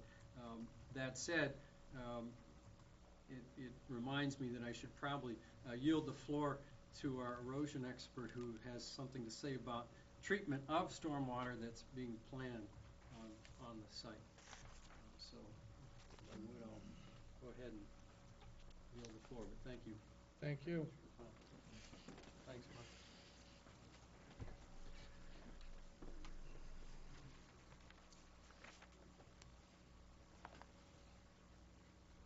Mr. Chairman, good evening. Your name for the record, sir. Yes, sir. My name is Gary Springs with NH Springs Environmental Consulting. I am representing Mr. Gibson. I am a certified professional in erosion and sediment control and a certified professional in stormwater quality. My initial involvement with this project was to look at the slope abutting Mr. Gibson's property. And the call was, is there a way you can stabilize a one-to-one slope? Sure. I had to look at it, thinking that's what I was going to be doing. When I observed the slope, that's when a few red flags went up for me from a soil erosion and stability standpoint. The slope had a lot of vegetation growing on it. It was sparse, there was erosion around the vegetation, and the fill appeared to be not very well organized. It didn't look like something that had been put in lifts or properly compacted.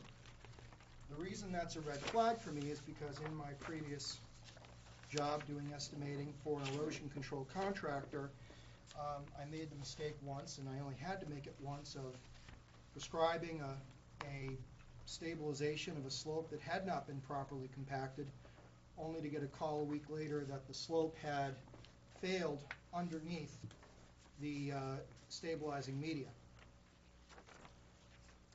When I dug a bit deeper, and Brian, I'm going to give you a workout, I'm going to apologize in advance. Could we go back to the aerial photos?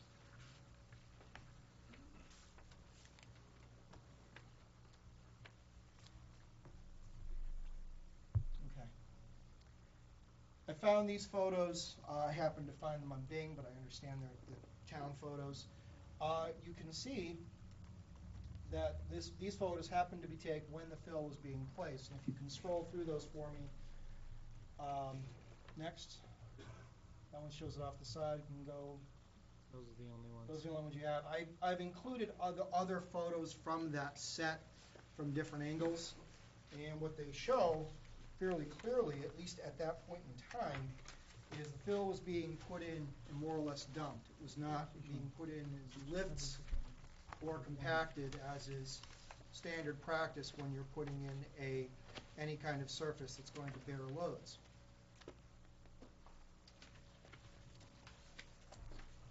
My further concerns come, Brian, I'm going to have you go back to the site plan that shows the detention basins.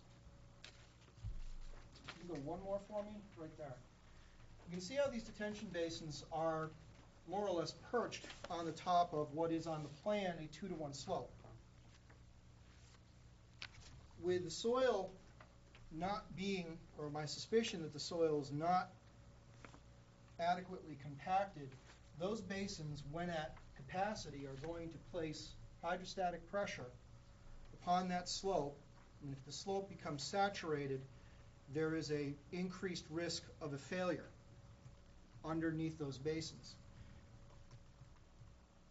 Furthermore, the slope, when observed in the field, is, well, I did not have a planimeter with me. I've looked at enough slopes. That's more, I'd say the average slope there is 1-to-1, not 2-to-1, at least where it's along Mr. Gibson's property.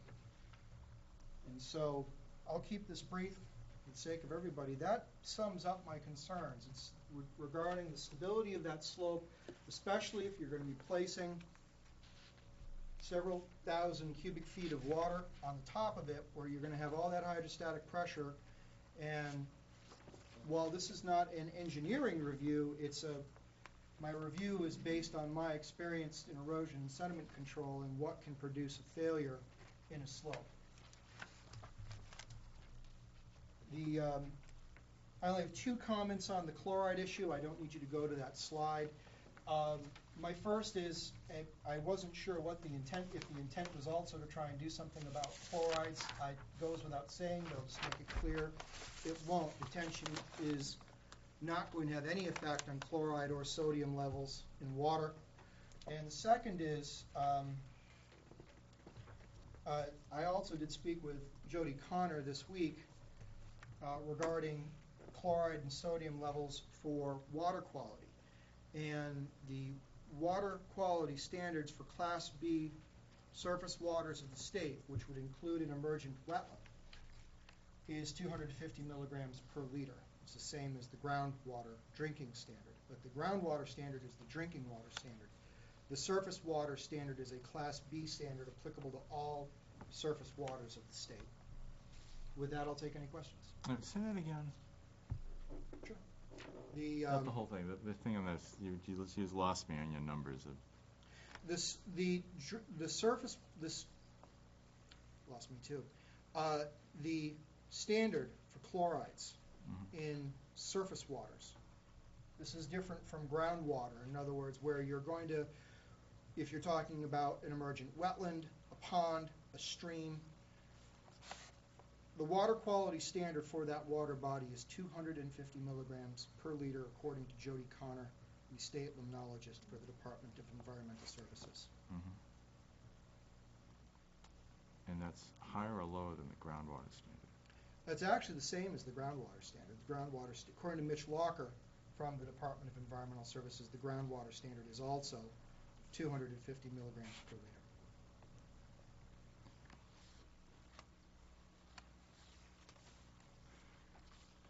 Members of the board, do you have any questions? I have a question, though. Sure.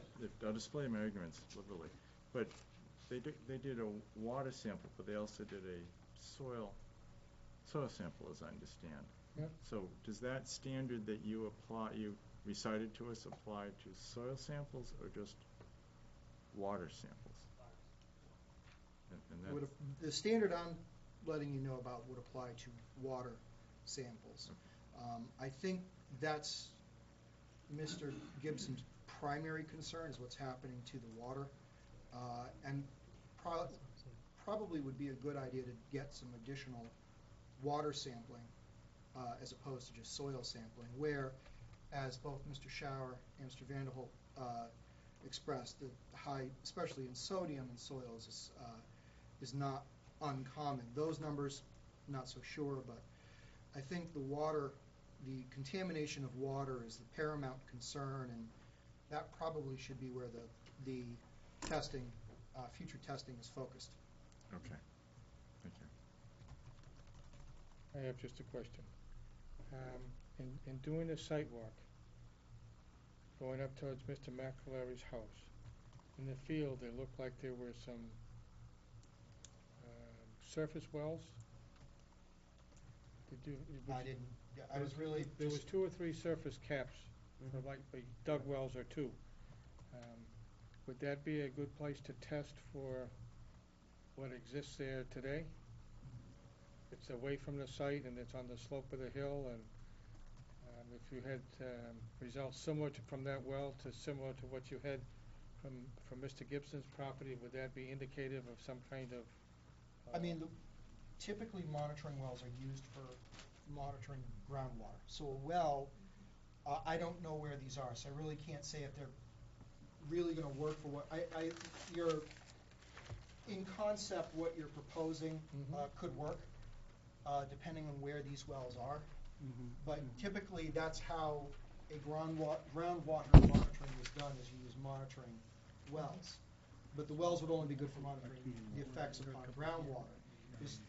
Where your groundwater daylighting via a pipe from underneath the fill. There's a black plastic pipe that emerges from under the fill that's effectively taking groundwater and making it now into surface water because it's exiting as surface runoff and can then enter a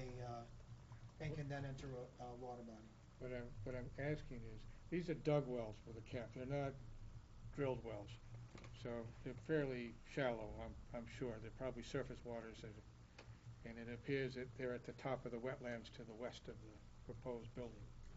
I was just wondering if that would be a spot that might be where you would start to look to see what the groundwater or surface water situations are.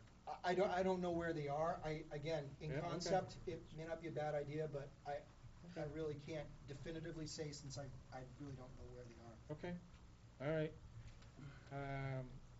Any other questions by members of the board? Collis? Yeah, just one comment and observation. I've known Gary for a long time, and I respect the work that he does, but I want to be careful and hope the board understands that when he's talking about things like proper lift and compaction and load bearing and hydrostatic pressure, those are engineering terms. That falls under the practice of professional engineering.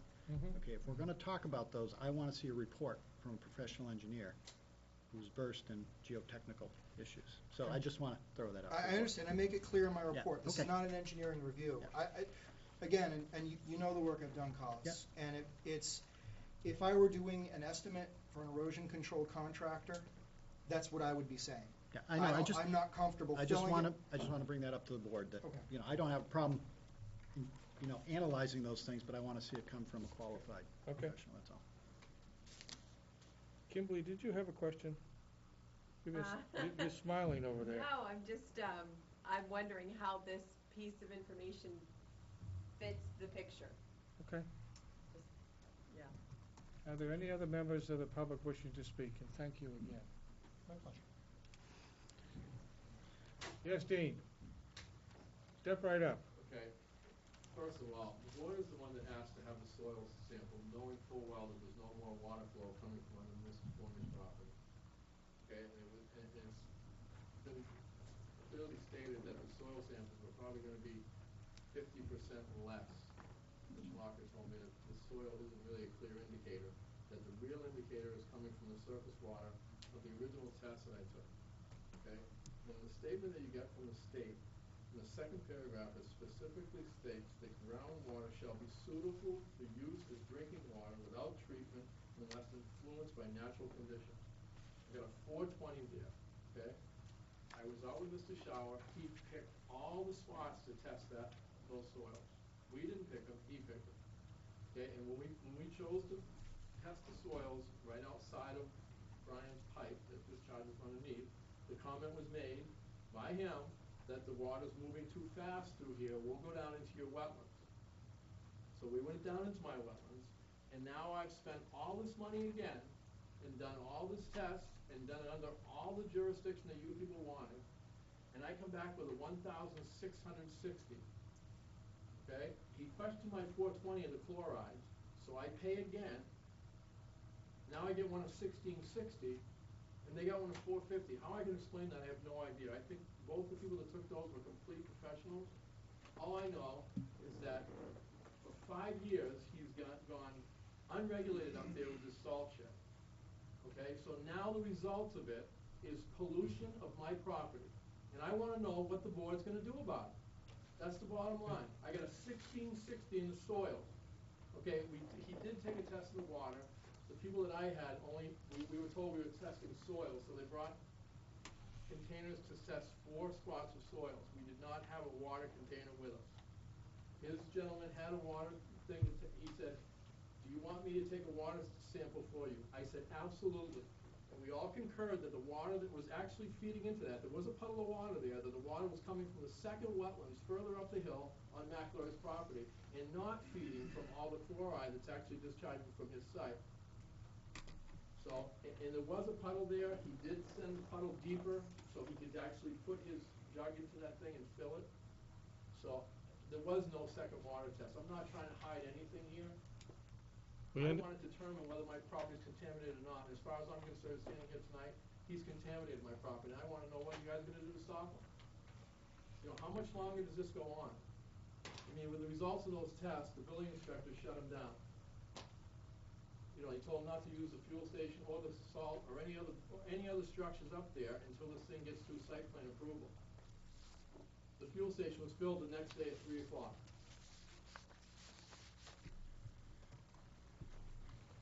Thank you, Dean. I have one If more I, thing to say excuse about- me, I have one more thing here.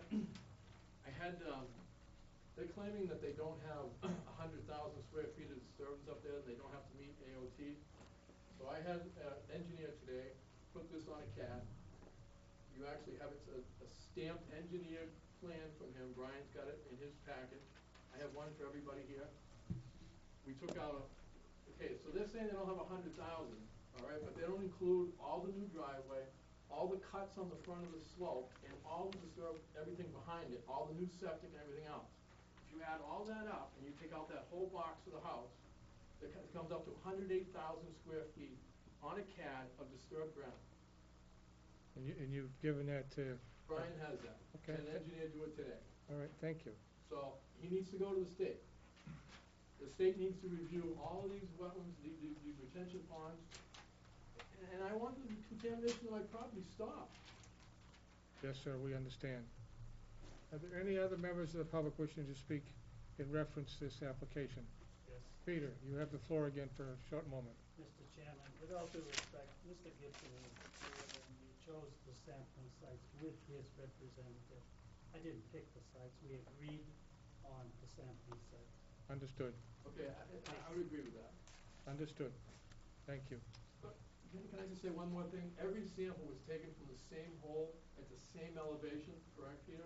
That's We all took the same samples from the same hole at the same measurement in that hole. Everybody wore rubber gloves. Everybody took a different scoop on every sample. And I got a nice big fat bill again. And now Understood. there's still no conclusion. We're not done yet. Okay? Any other members of the public? Then back to the applicant. Yes, sir. I'd just like to clarify that the statement that there was less than 100,000 feet of fill and that there was no alteration of terrain permit required came from DES in their letter. It's currently on peer review, but just wanted to clarify where those numbers came from. Yes, sir. Thank you. Members of the board. Yeah, Brian. Yes. I just also wanted to clarify the statement by Mr. Gibson regarding the notice from the building inspector was only due to them not pulling a permit for the building. It was not regarding any other violations or any other problems that have existed on the site or contaminations or anything else like that. It was only due to them not pulling a permit. Okay, thank you. Do you have your hand up, Tim? Oh, it is that alteration for any issue. I assume there's something filed with DS originally, or was that a Yes, back in finding by DS on its own?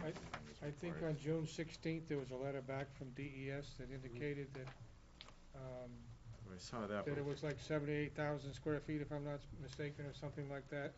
And I'm not sure how they arrived at that, but we can certainly ask the question.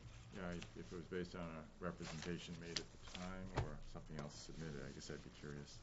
Yes, we will check and verify that in terms of square footage and who did what to the plan and how they interpreted it.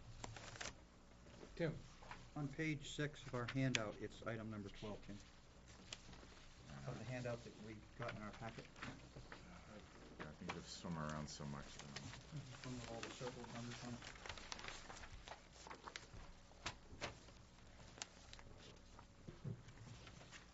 Here, take mine. It's in here somewhere. Here you go. Just grab this one.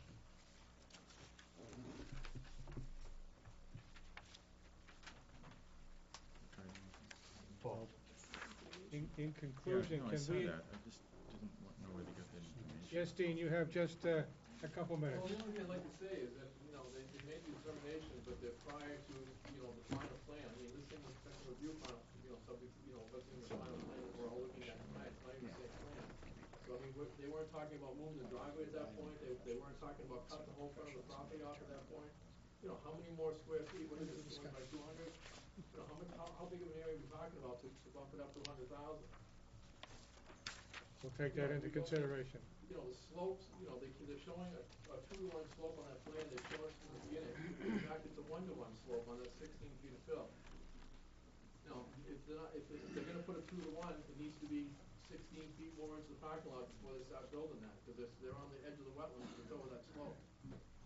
I would think those kind of configurations would be reviewed by our planning staff and the Department of Public Works to ensure that both the slopes are accurate and the stabilization of those slopes is adequate to secure approval. I don't know what that would be at this present time, but I suspect that review would indicate what needs to be done, if anything. Members of the board, do we have any questions, or can we make any determinations in reference to this project? Or, as it was noted earlier in the meeting, we still have a pending meeting with the Conservation Commission, of which we don't have any results of at the moment. We still have pending staff review, both from DPW and planning. I believe there's also a comment out there that we may have to address from the fire department reference to fuel. And Phil. Just wanted to bring up number 13. It says currently there's no concrete pad below the salt shed. The requirement has the ZBA required to install one, and that would hopefully eliminate the issue of salt getting into groundwater for the most part. I mean, I understand we don't have a final design, but the understanding and the what I've heard tonight is that the salt shed is intended to be enclosed, although we haven't seen that final design. And I just remember the one that we approved down in Bernardville at the Paris site was on asphalt, and there's only going to be a tarp over it, was my understanding. So I think that 13, what's on here from staff's comments, hopefully would address that. I think it would, but it may be that we need to see more information about how that happens in terms of structure. The covering, I know, I agree. And I think we'd do some additional information, but understood that as a staff recommendation, that that's a kind of a minimum that they should be proposing to do, yes. And I think that's one item we need to deliberate on, but we're still in a public hearing. That's correct. I asked for comments from staff, from members of the board that might still be continued to be answered by the professionals in the audience. Yes, Kimberly. I just, it might be preliminary, but I would suggest that what we're going to discuss next week is the fact that although they're moving forward with correct business practices, the historic impact of the salt releases, questionable as it may be, to our town resources and our wetlands is something that we will be discussing and asking the planning board to consider motion on, whatever that may be. So. Okay. Yes. Mr. Chair, is the applicant's engineer here to discuss the proposed 5 detention ponds? I don't see Mr. Rook in the audience. He is not present. Okay. I just have a few questions. In terms of the final, if this is continued to a date certain, we might expect that the design professional responsible for some of these elements might be present to answer specific questions. And I'm sure that the comments that Megan has given us with regards to the drainage don't coincide with the plans that we currently have. Is that correct? Yes, I believe, well, I don't know what's on the table. Is that brand new plans of today, or the plans we reviewed last week? Last week. Okay, so those are the plans we reviewed last week. Okay. I heard that there were new plans, which I think is what posted up there, but nobody has those because they're fresh off the. I just couldn't coincide your comments with what's on the plan, and it was just difficult, so. I can talk to you about that. I would hope that when it comes time to give this project proposal, application, and final decision, that the plans will have been reviewed diligently, and there be few, if any, remaining questions before it comes back to the board for deliberation and adjudication. That would be my comment, because there seems to be some issues where, one, there's design professionals with different opinions. There's also some considerations that the design professional for some of the civil work needs to work closely with staff to resolve any and all outstanding issues relative to the site development itself. Members of the board, you have any other questions, comments, observations? I'm going to open it up to the floor for one more last comment from Mr. Gibson. Dean? I would just like to know how the board is gonna address the contamination on his site, coming to my site. How are you gonna, how does the board gonna address That's a the civil chloride issue. and sodium That's a civil levels in issue. soil? Dean? I just, how can this plan move forward in any way whatsoever until we figure out what's in those soils and where it's ultimately gonna end up? How can you do a site plan approval on soils that should come out? If the whole site is full of chlorides, I mean, he's dumped snow up there, he's done everything up there. If the whole soils are all full of chloride, and if they're not, let him test them. You know, make him test them, or make him show us what he's gonna do with all these soils. Because this is coming to my property. Who wants to buy my house? Anybody sitting on that board? Of course you don't. Nobody wants to live next to this, and nobody wants all this stuff flowing downhill into their property. So I wanna know what the board is proposing to make him test or show us that he can put something on the site that doesn't need to be dug out. It's full of chloride. Now, you guys have asked me to test it twice. I tested it twice. What more can I do? Understood, Dean. But it's not But understood. You're saying this is coming back one more time for another hearing, except you're not addressing tonight what he should do to the site to test it, to find out how much is really here. We haven't finished yet, Mr. Gibson. Now, Mr. Chair, I would move that we continue this to September 9th,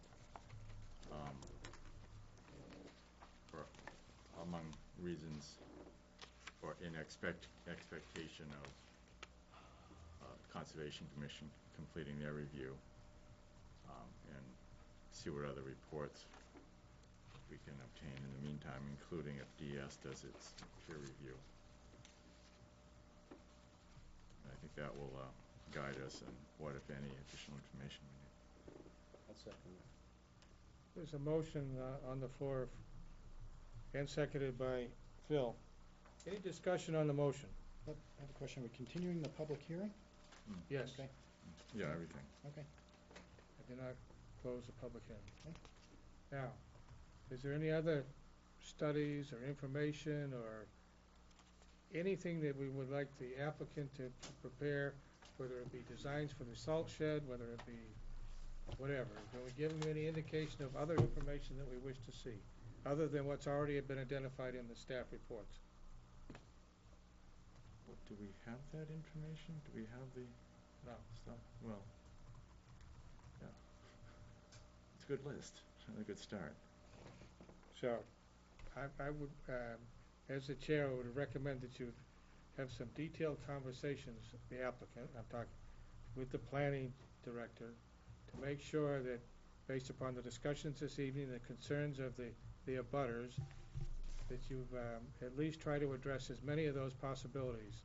And if you think that's a concern for, if salt is a concern to you, then you need to take a look at it and see if you're going to address it in some fashion, whether it be making sure that we have a design for a salt shed or some other, or fuel storage that's agreeable to the fire department, because I remember a letter in there somewheres about that. That you've taken that opportunity and that you can come in and assure this board that you've met that obligation. Are there any other discussions on the motion? Hearing none, I'll move the motion for continuance. All those in favor say aye. Aye. Opposed? Abstentions? Motion carries. Thank you. John, make the motion. Can we have an 8:30 break? Quarter past Since 9? Barbara's not here, since you broke her leg, Jim. Keep You her- broke her leg, Jim? We'll have, Only figuratively speaking. we'll have an 8:30 meeting for 5 minutes, please. Facts and evidence? So don't. We're back on TV. Grab this. Ladies and gentlemen, we'll continue to our next item on our agenda this evening, which is map 9, lot 33-7, 46 and 60s. Subdivision review hearing for a proposed 17 lot open space subdivision revised from 19 lots Blackbriar Woods LLC and William and Elizabeth Cordes, owners, Montalona Road and Blackbrook Road Zone Agricultural, and continued from July 8th, 2010. Brian. Mr. Chair, members of the board, thank you. As you stated, this is the Blackbriar Woods project. It's on map 9, lots 33 and 7, 33-7, 46 and 60. The yield plan review. Also, we were submitted a subdivision plan with the yield plan. This is sort of a re-review, and we discussed this 2 weeks ago at our meeting, so I'm not going to go into too much detail about it, but basically last time it was the yield plan was presented. However, the public hearing on it was not discussed, and so tonight the procedure would hopefully be to discuss it and have action on it, and then also have some potential discussion on the subdivision plan that has been submitted. However, staff has not had a chance to formally review the plan, and so the discussion that would occur may not be as in-depth as it could have been if we would have had enough time to review it prior to the submission of the packets to you. We did get it the day before our packets went out, and unfortunately didn't have enough time to review it in that amount of time. So with that, we can go through this presentation really quickly. This is the project location between Blackbrook Road and Montalona Road. This is the aerial photography of it, based on the 2001 photo. The request, again, is to subdivide the property into 17 lots. They have a yield plan showing the potential for 23 lots based on some remapping of their wetlands. This image was shown last time, showing where where the additional wetlands were found. That's the ones outlined in red. This is just the other half of their subdivision. All of that portion of the subdivision is proposed to not have any development on it, even though it's showing with lots for the yield plan. Key considerations. The board did request again to see the yield plan because of the additional wetlands, and so that's why it's coming back to you again. And they have dropped the number of proposed lots from 19 to 17 based on the additional wetlands found. The last bullet point on there is incorrect. Sorry, I failed to update that. So the recommendation is to go ahead and hear the applicant's presentation and then to open the public hearing to approve the revised yield plan with or without changes as the board sees fit, and then to continue the public hearing to the September 9th, 2010 meeting where additional information would be discussed after the staff has had a chance to review and comment. Okay, so this is a noticed public hearing.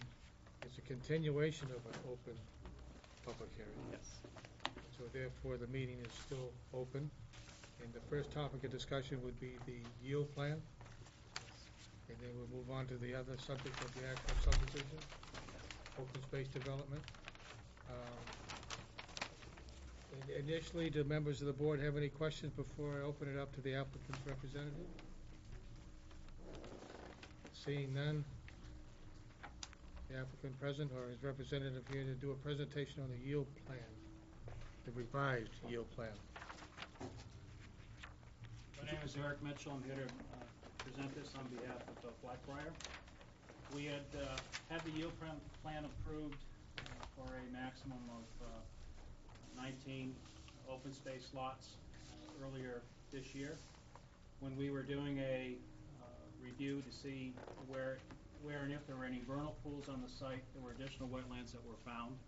Those wetlands Brian had shown on his sketch. I will color them up for you right here on this one as well. That this one here came in, small one there, and this little finger came in like that. They're not very big in terms of the square footage, but they greatly altered the concept that we had before, because the cul-de-sac for the open space lots was right in through here. And with these other setbacks, we had 2 lots that were shown in this area on both our open space and our yield plan, which we couldn't use because of setbacks. What we've done is, and the board asked us to come back for the re-review of the yield plan. The changes in the yield plan are that we've taken off 2 lots in the beginning here because the wetland setbacks, we cannot get the lots in there. We've also lowered the profile crossing the wetland through here, although that was already higher conceptually before we have lowered it, so there's a very minimal hill there. I think before it was well in excess of 20 feet, maybe close to 30, the way the profile was drawn, but now it's much less than that. The basic road design has stayed the same. We do have 23 lots shown on the yield plan. We are proposing only 17 lots in the subdivision for the open space. Otherwise, everything pretty much is the same as what you've seen before. And because of the time when we found additional wetlands, public hearing that we had, I think, was continued, and because no one knew what the wetland impact was going to be on the plan, that's why it was continued. The wetland impact that we have in both the yield plan and the open space plan is a reduction in 2 lots. It's not good to lose a couple lots in the concept, but it doesn't change the whole scheme of how we go about the project, either through the yield plan or through the actual open space lots.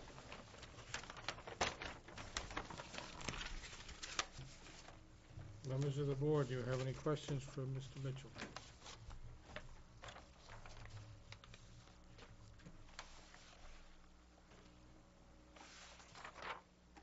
Yes, sir. Mr. Chair, Mr. Mitchell, by recollection, could you possibly indicate on that plan which lots this board may have approved out of those 19 initially? I know we went through a list, we crossed them out, we said, yeah, wetlands are, setbacks. Would you have the ability to just show that on that map possibly? Or maybe? Yes, I do. Okay, great.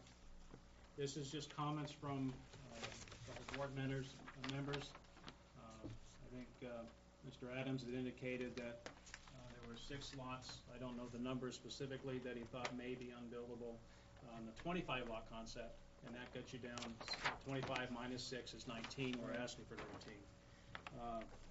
Mr. Yaten had indicated that lots 6, 7, 8, 9, 17, and 19 may not match, and I just want to make sure that the numbering is the same. I think it is. I think we stopped back here on 25.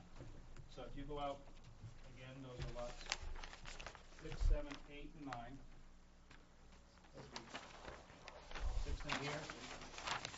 This is all one big lot. 7, 8, and 9. Okay. As well as 17 here and 19. There has been some changes to the yield plan since then. In particular, lots 7 and 8, we had shown buildable areas. I don't know if the well radii were on there. We did have a cut slope, so all those have been moved out. So I think those may have had the appearance that they're really tight, but they're actually, the way we represented them, are better lots than perhaps what was originally thought. And lot 17, we have plenty of buildable area on that one. 19, you would have to cross a wetland crossing for a driveway to get to it. 9, although there's an isolated wetland here, there's still room to build, but it's all subjective. Thank you. Or objective, depending on how you want to look at it. Other members of the board?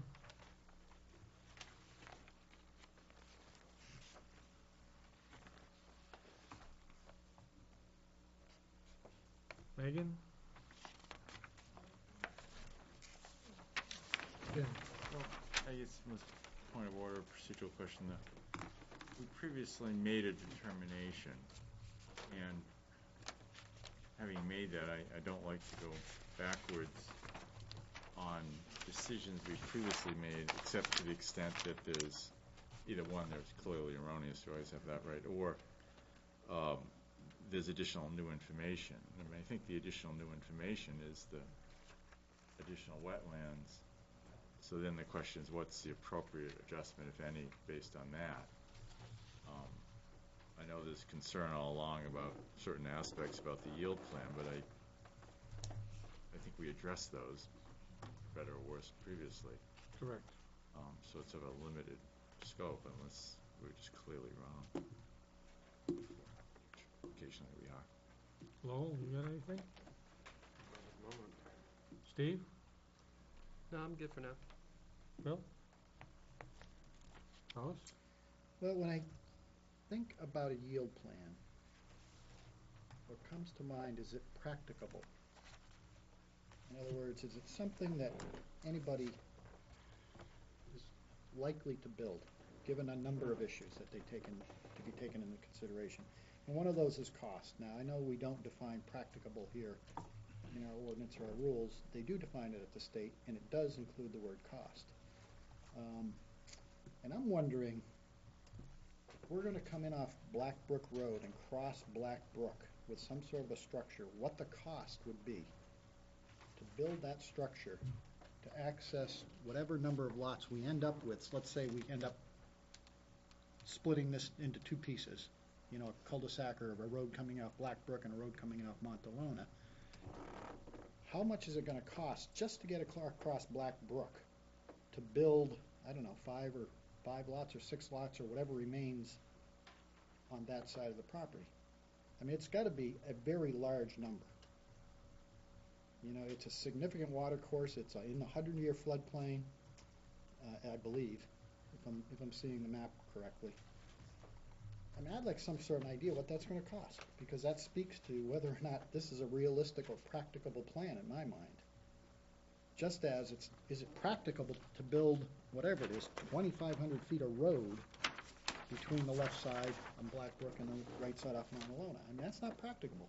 No developer is going to build that much roadway to get 2 or 3 or 4 additional lots. They're just not going to do it because of the cost involved. Megan? I was just gonna say, I don't know it off the top of my head, but, Pollard Road, the bridge, I could look at what the number was for that. I really don't remember. I wanna say like 140,000 or something, but I'd have to, so I could give you that number, which would at least tell you that was the structure there. It'd be nice to have some numbers to be able to put this in perspective. Tim? If it's, let's say it's $200,000, and I'll use a number, and I don't know, I'm just picking a number out of thin air. It's $200,000, and we've got 5 lots we're going to build. Okay, that's $40,000 you have to tack on to the cost of each lot, just for the crossing of Black Brook. Understood. Tim? Well, my thoughts are the same as Collis's. I don't know if the Pollard Brook Bridge would be comparable, because that was an existing structure and you had all permits in place to replace an existing structure. You actually just paid for the structure itself. But to cross that expanse of wetlands to get from Black Brook Road across all that area, in my mind, is a significant financial undertaking, and I believe it is a concern whether a developer would spend the kind of money to build a bridge across that wetlands to ever build a road like this. Okay. So, mine's thinking is the same as Cullis. Remember now, we already have an approved yield plan here. They're here to amend their yield plan to reduce the number of lots based upon additional wetlands and vernal pool situations, and we're not starting anew. Corey, you have anything? Carl, no. Then get it to change it. No. It used to be Corey. I have to keep Yeah, it looking. used to be Corey. Yes. We're gonna have a I'll write name, that we're gonna down. have a name change here soon. It's getting hot in here. Well, the heat's, AC. the AC's not on. And it's locked now. Selectman's prudence. Any members of the public wishing to speak in reference to this particular application's yield plan amendment?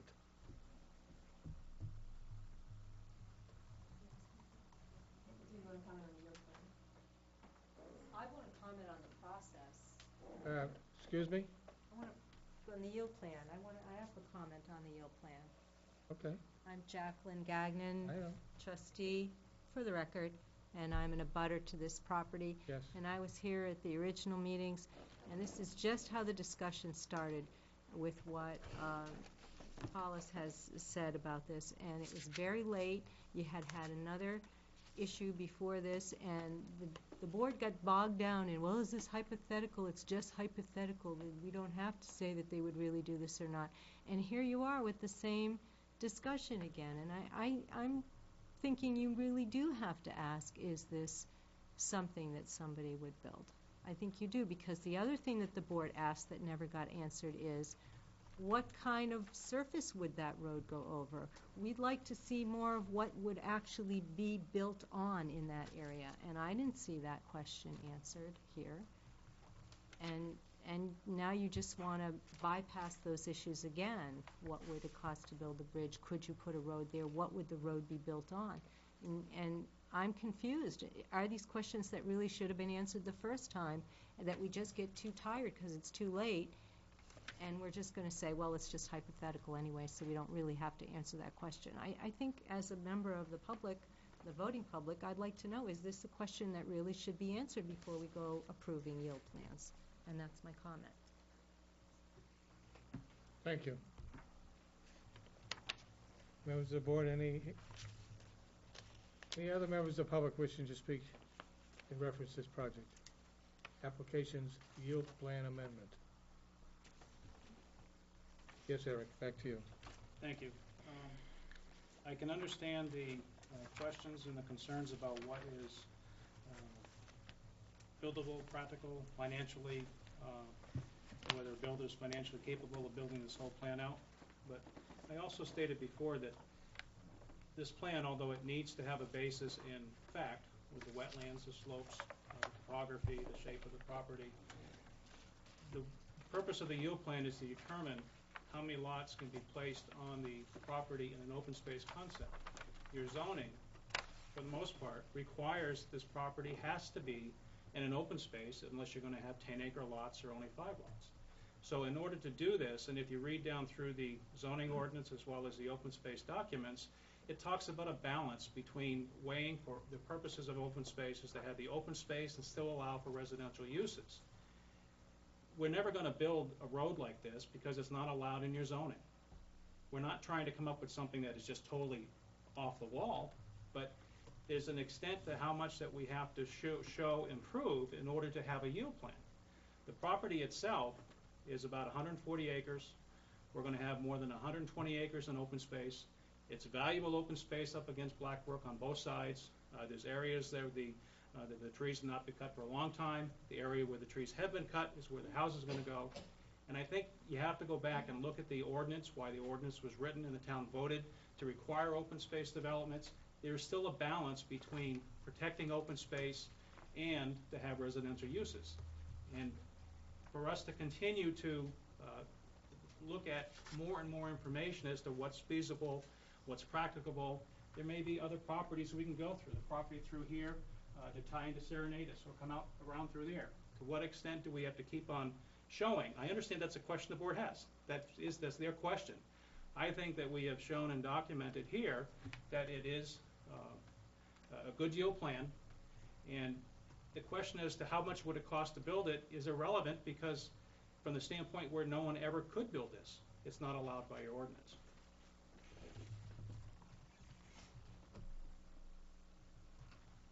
Thank you. Tim? Well, my question is then, if we agree on a number of lots for the open space plan, then when we actually see the open space plan, are we bound by that number, or could we reduce those lots at that later date? Based upon the plan, I believe that's not a set example, and the number of actual house lots approved in the final plan can be less Than the approved yield plan, based upon final engineering analysis and. Just wanted to know if we were locked into that number or No, not. we are not. Good.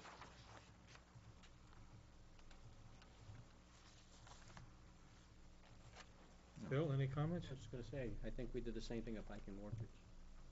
When the engineering plan came in, I think we eliminated a couple of them because Yes, we of did, steep on the slopes. upper loop. Right.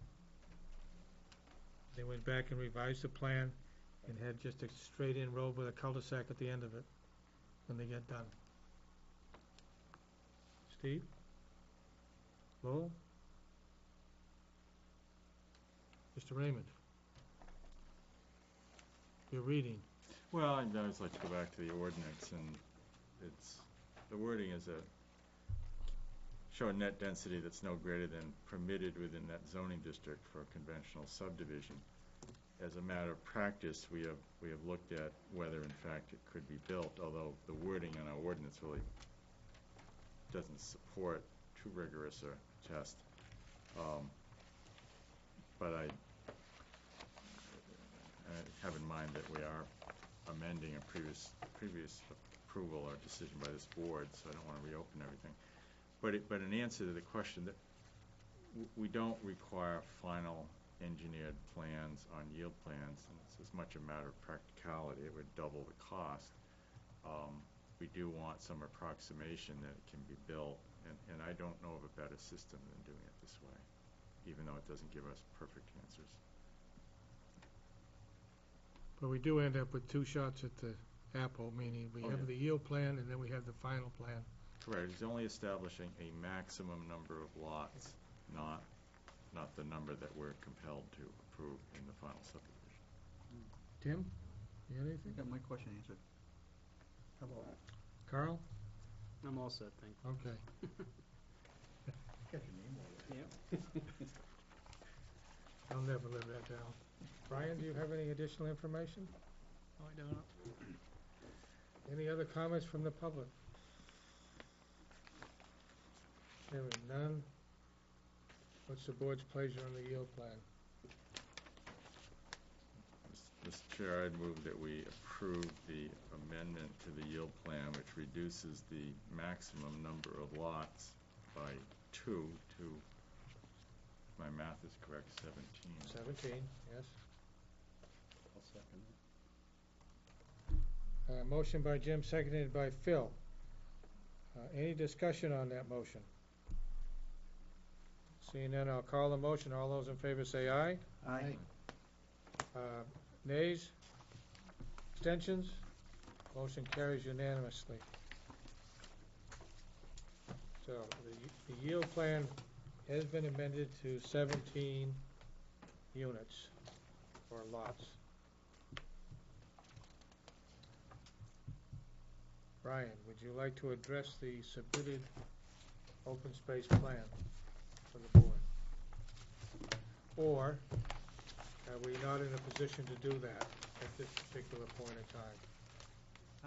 Mr. Chair, as stated before, the staff has not really had a chance to go through the plan and review it in depth and provide any comments. So at this time, we would like to defer our comments to the later date. Okay.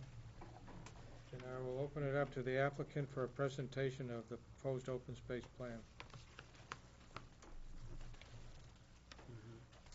I'll just push that stuff aside.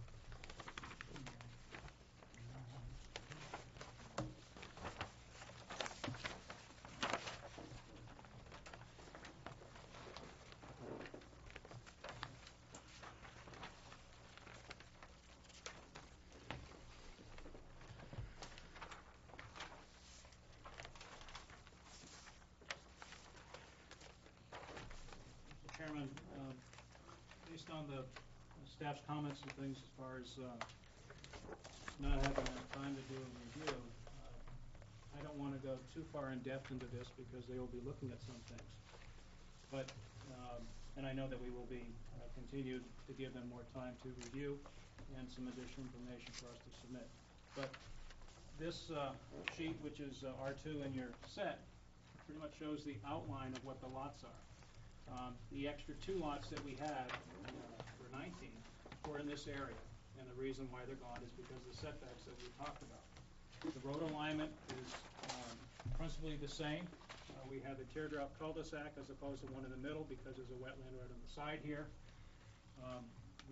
All the lots are at least 25% of the minimum lot size in the zone, which is 2 acres, and so they're all at least a ½ acre in size. They all have individual septic system and wells. Frontages are minimum 25% of required, which is 25% of 200, which is 50. Many of them have more than that, but some have 50. With respect to the well radii, I know we talked with Public Works before. You have a section in your ordinance relative to standard grid subdivision lots that your well radii, I believe, has to contain on your whole lot. But in an open space development, as acknowledged by subsurface at the state as well, well radii can overlap. And that's how we would be proceeding with this plan, is to have an overlap of the well radii. Because there is additional review needed and additional design on the drainage that has to be submitted to staff, Public Works, and Planning, staff report that I saw suggested that we be continued until, I guess, the second Tuesday in September. I'd like the board to consider a continuation to the fourth Thursday in August. That's actually 5 weeks from now, not 4 weeks from now, for us to get plans in back in a couple weeks to staff so they can review. There's 2 reasons why I'm asking for that. One is that we already have plans that have been submitted that have been reviewed by the board to some extent, and personally I don't want to be on the agenda behind the applicant that was here before, because that was a very lengthy process. And I'm not saying, I'm just being honest with you. I think that we can get plans for these final plans back to staff in 2 weeks, give them 3 weeks to review it, and be back here for the 4th Thursday in August, if the board would entertain that. Well, you'll be here alone, because I don't think we have a meeting on the 24th. It's hard. In my 21 years, you've always taken that off. That second meeting in August has always been a holiday for the board. So where are we going? Bermuda. So, not to have you show up by yourself, we'll take that under advisement in terms of your timing.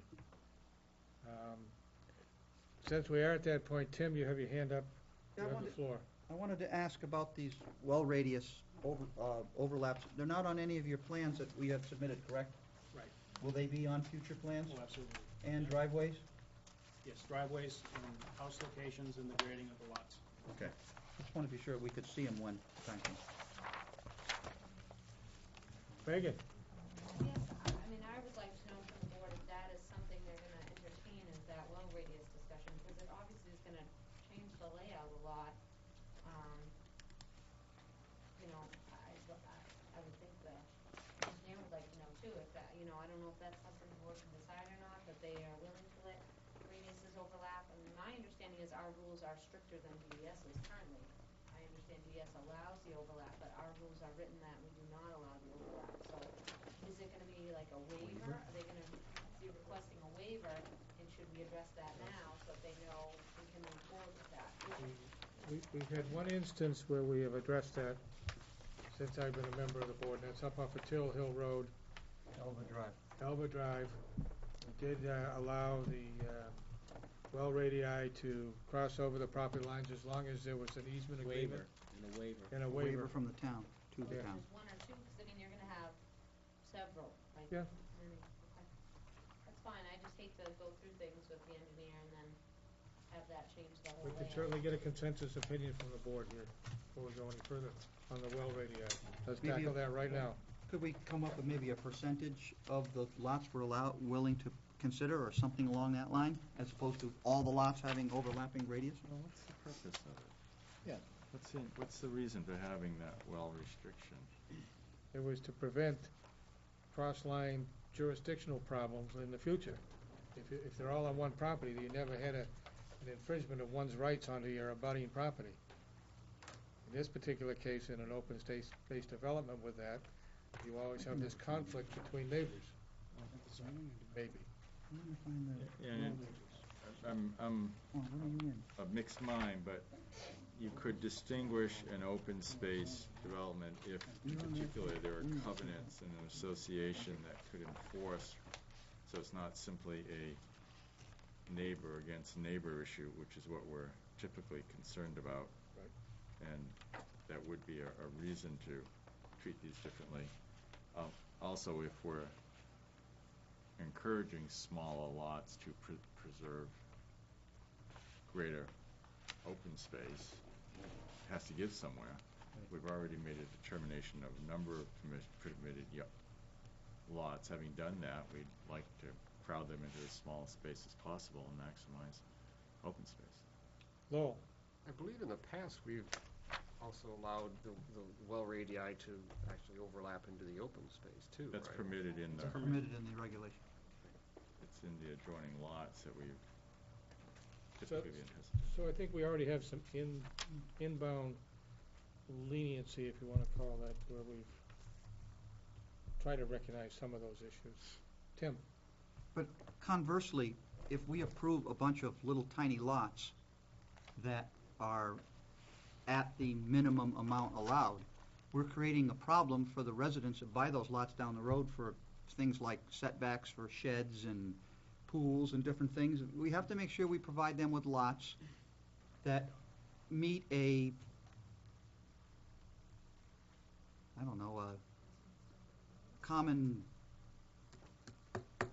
I'm looking for a word that, so that we provide adequate land or a, It's addressed. I have the buildable envelope there. I know we have the buildable envelope, but it's just that we want, you can't just approve a bunch of lots that people can't use down the road. You have to be able to provide land that people can use. Well, wait a minute.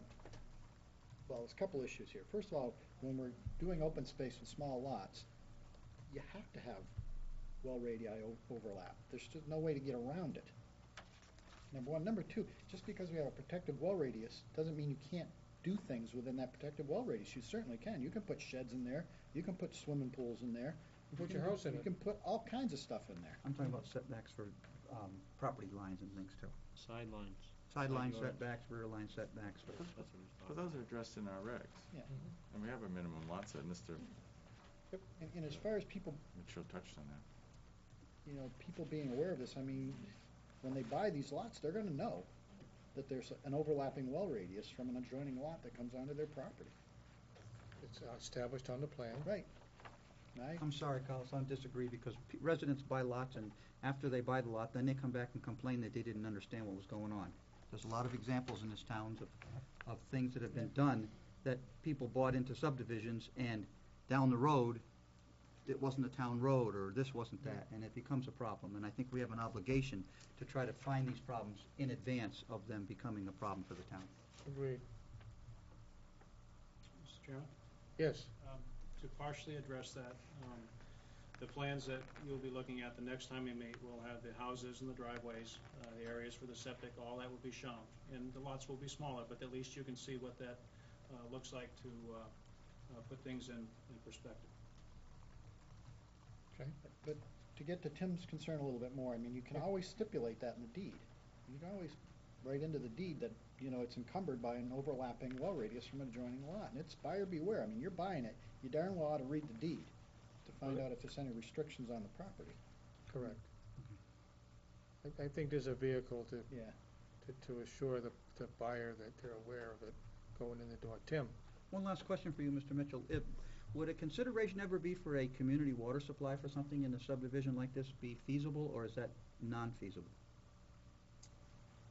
It is, from an engineering standpoint, it's feasible, because wells can be drilled, but because there's more than 15 lots here, it is I think it's and Collis may know specifically, I think it's a non-public community water system. Okay. Which requires 2 wells being drilled and tested before you even get approval from water supply, which is a very long process, well ahead of time. Plus, it forces the water company to be there to buy the wells, buy the pumping, and to make sure things are taken care of well into the future. If it was a bigger development, water companies can come in with for 30, 40 lots and have a very elaborate system. That does make sense in a lot of areas. Here, because they're residential lots, even if the well radii overlap, these are not. These houses aren't going to be $300,000 houses. It's different than what may have been built 5 years ago, 3 years ago, and people, in order to be able to afford something that is less money, or be able to get into something with less money, there'll be less bells and whistles. If it was a community water system, it'd be, I don't know if the price would be different for the developer, but the timetable changes greatly. If you're on your individual well, in your own septic system, you have your own little, although it may be a smaller piece of paradise than what you might be able to get in another part of town or another area, it's still what they can get and what they can afford. My second question is, when you have overlapping well radius, how does the one landowner be protected from the neighboring landowner for well contamination? If you have an overlapping radius. There are, if I may? Yes. There's cross easements that have to be written. Those have to be approved by DES as well, that those easements are there. And the mechanism for dealing with possible contamination will be written there. It's kind of hard to tell from whose well the water, if they're overlapping. If somebody is contaminating something on their lot, if there's, if it's something like oil or gasoline, that you can probably tell where the plume is going from. Septic systems cannot be allowed within any of the radii, so there shouldn't be any pollution from that. The well radius itself, the well easements are going to identify what people's rights are in that. And again, it's not perfect. Even if you have your own well, you have to prove that your neighbor is the one that polluted it if you think somebody did. We're not trying to make enemies out of the neighbors here, but they have to live together a little bit. It's not a condominium, but it's getting closer towards that. Generally speaking, when a well radius is on your own property, then you are pretty safe that your neighbor's not contaminating your well. But if they're on these little sliver lots, they're obviously going to be crisscrossing each other, and there's concern about cross-contamination. Okay. Agreed. Kimberly, I noticed you were raising your hand. Yeah, I don't know how much discussion you want from conservation, but there was a site walk done. You guys have the notes in front of you. Yep. I just specifically wanted to identify, Mr. Mitchell, can you show us a detail showing 3 and 4 and explain what the structure is there? Because there's a house built over some sort of slope stabilization structure in order to jam the house into the lot and keep it out of the buffer. 3 and 4, I know you guys are discussing well radius, but when you look at an example of shoving house lot into something where we all know 100% that person's going to mow that wetland buffer behind their little teeny tiny house. Lot 3 is only a half-acre lot. And if you notice just from the shading that Mr. Mitchell has up there, look at the percentage of that lot that is wetland buffer compared to what is house or house envelope that they're showing. And then there's some sort of slope stabilizing structure that's going in that space as well. Or at least I have on mine. It's across between lot 3 and lot 4. So maybe that's just grading, but it looks like they're going to have a significantly regraded tiny little front lawn. I don't know. Mr. Mitchell, what page are you on, sir? Well, it shows on several different pages, but D1, which is probably 6 or 7 pages into your set, shows the 4,000 square foot areas for the septic systems, and does show some grading from the road in through here. So it's not a structure, it's grading. Yeah, but if you request to have all of the septic systems, wells, and driveways and house locations laid out on all these lots, I think is valid. Because they all small, we have to be able to show not just that we have an area that we think will work, we have to be able to show where the houses are for the board to review. So all of that will be looked at. The 4,000 square foot area does take up the area in the lot itself, but a typical septic system For these, which would be three-bedroom houses, it's probably, it's gonna be less than 1,000 square feet, getting close to 500. So you can fit a house and several systems within that block. But your point is well taken, and we'll be doing individual designs of each lot to show the flow. Okay. And we just wanted to point out that when you look at lots 13, 14, 15, 16, 17, a majority of those lots as well are within the wetland buffer, and you know, we seem to continually have problems. I don't know if it's been raised yet, but would there be any sort of boundary markers or identification tags? We've had other applicants discuss those before. Because I agree with you, Tim, nobody reads your deed. No, but they never know. So. We have, I don't know if I have samples that I've shown before, but we have aluminum discs or rectangles that can be put in the trees with aluminum nails, and we can put those at whatever spacing the board decides. Usually they're within 50 feet. Some towns say one every lot. Okay. But that's something that can be done, and usually during construction, we actually take caution tape, do not cross, and tie it from tree to tree along the buffer, so that the woodcutter, anybody out there, isn't gonna go into that buffer at all. 35 feet. 35 feet to the front. Seeing members of the public out there, is anybody in the public wishing to speak in reference to this application at this time? Okay, seeing none, back to the board. Members of the board. Any specific questions or comments that would help the applicant refine his application or provide us with additional information that we might require? I just have one question. Phil. Just for clarification and information. On the curve of this entrance, you show the slope. Could you just give me an idea of what that slope is on top, on both sides of the road? Down through here? Yes. Yep. The slope that we have down through here is I believe that's going to be a 2-to-1 down and through here, so we don't impact the wetland. It does go back out to a 3-to-1, except to where we cross the wetland, we go back to 2-to-1. But we have guardrail on both sides, so that because of the height of the slope, the steepness of the slope and the height of the embankment. About what is the height of the embankment approximately?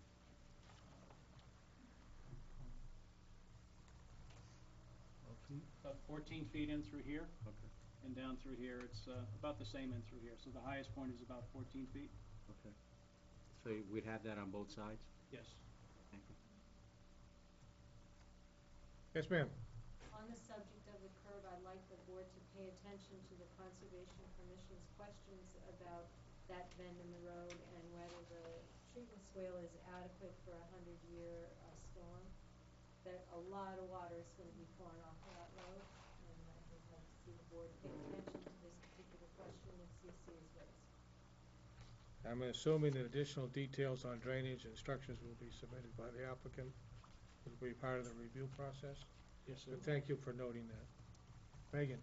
I just bring up a general question, and again, maybe more detailed plans will show this, but I don't see any proposed storage of any kind. I only see 2 treatment swales and a box culvert. Is the intent that you're going to be storing any off water for? Yes, we will. The first design that we submitted earlier this year, we had some treatment here and storage before we knew this was wetlands. We had some storage through here. We have not given you a revised drainage analysis and that additional drainage, but we expect to have some storage in this area, which is outside of the 100-foot buffer, and through here. And there's some here which is in the outer 50-foot buffer, but not within the inner 50 feet. But that information we have to give to you.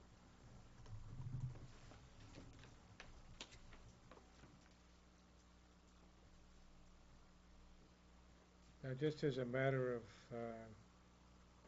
is the Conservation Commission going to get some updated plans and have an updated meeting with the applicant once these final plans are generated to come up with additional comments? Has that been scheduled, or?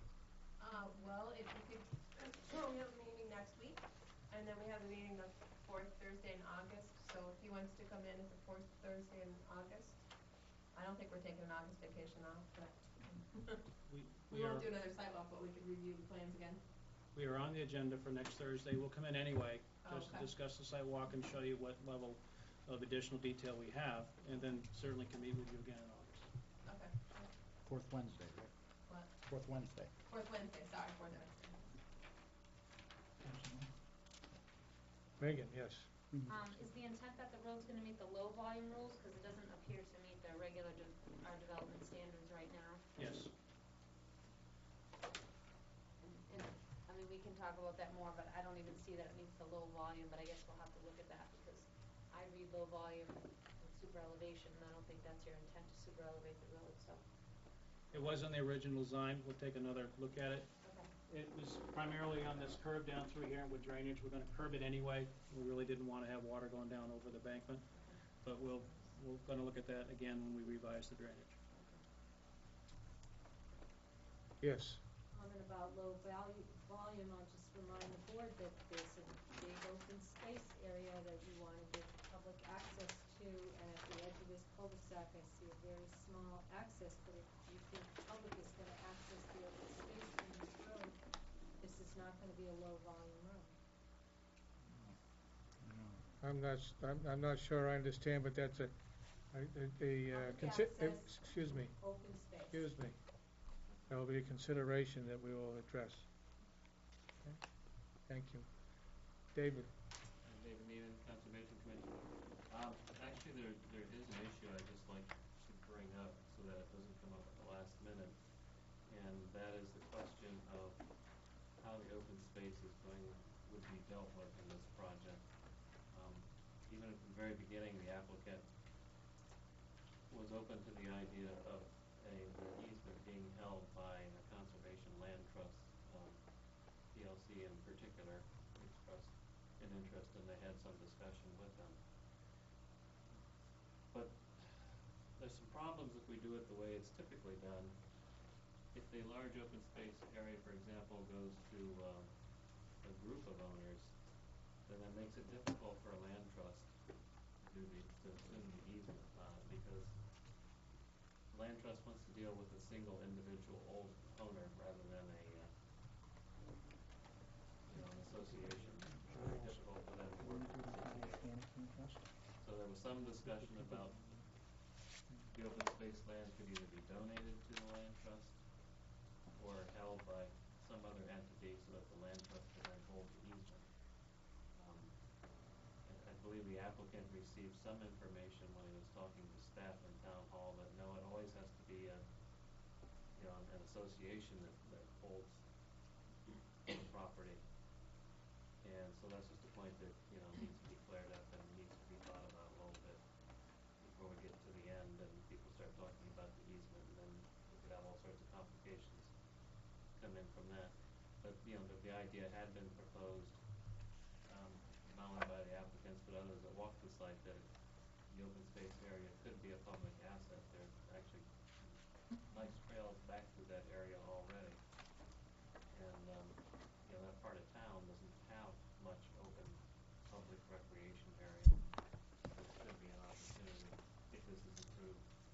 If this subdivision is approved anyway, this could be an opportunity to use that open space in a better way than many of the open space areas of subdivisions have been used in the past. Okay. So Brian, that might fall back on your bailiwick in terms of who, what, and where, and some recommendations to the board. Mr. Chairman? Yes, sir. Unless Keith stops me, it's our intention not to have it held by a homeowners association for the very reasons that he's talking about. And in looking at page 62 of the development regulations, it does say public access open space. It says land which meets any of the following criteria: land which is to be deeded or provided by easement to a government agency or nonprofit land trust which agrees to provide public access to the open space. So I believe the mechanism is there that an agency, whether it's the Conservation Commission or the selectmen of the town or the Piscataquag, any of those, I didn't read that it has to be privately held by the homeowners. And that's not I think you can have it owned by the town, either deed to the town or deed to Piscataquag. It's our intention not to have it held by the individual owners. Okay. Thank you.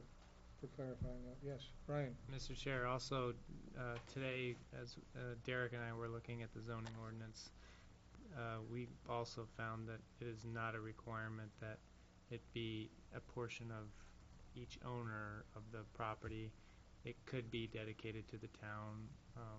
I'm not sure how many entities could be involved in that. I think the ordinance definitely stated that it could be dedicated to the town.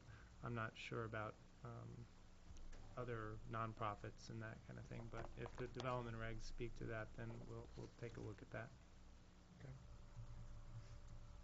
Any other concerns of the board? Other than that, it's 10:15, we got another hearing to do. The wagon's out back. Mr. Chair, I move that we continue this to September 9. Any discussion on the motion? Let's move the motion. All those in favor say aye. Aye. Opposed? Abstentions? Motion carries unanimously. Thank you very much. Thank you. They withdrew. Oh, they did? Oh. I have no other further business other than to sign a plan later. Couple minutes. Or call us informative, conceptual, withdrawn. So I guess my statement was incorrect, but my motion was still made and voted on. Apologize. That's okay, Jim, we need someone to keep us going. Yes. Keep us truthful and honest. Motion to adjourn? Just one question before we Yes, sir. adjourn. Yeah. The letter that was from Public Works Director, what are we gonna do with that? I haven't read it yet. Don't we shred things like that? Yeah, usually we do. I just wanted to make sure that that's what the plan was. Except you're in it, Phil. No, the one from Public Works. You're in it. To the Board of Selectmen. No, can I just clarify, I was, Read it. that memo. Oh, I know, I know. That memo? Yes, sir. Yes, ma'am. That is an old memo. That was, I don't know why that ended up in here. I was gonna talk to Brian about that. What happened was sometimes when you write a memo, okay, you put a line in Microsoft Word that can say current date. And what happened was we were trying to research the sidewalk issue. And Patty asked me to look through what I had, and I did. And I opened that memo and found it and sent it to her. And when I opened it, for some reason it popped in the day I opened it. Sent it to her, just showing her I found this. And then I saw that it ended up in here, and I'm like, oh, no. That was an old memo during the review of that whole We'll plan. just bring Jim up to speed on this. It's about the sidewalk that's gonna go up Worthley Hill Road to the Viking Orchards project. And the discussion that I thought I remembered was that the sidewalk was included because it was a master plan objective to have walking. Is that correct, Jim? I'm not so sure because there's no sidewalk going up Willow Hill Road. Well, I remember I brought up the fact that if Yeah, you're gonna there's- put a sidewalk up, don't do what happened going up to Mountain View, where the sidewalk went on the side where the mailboxes were, and you can't, the mailboxes are in the middle of the sidewalk. Right, you can't have it.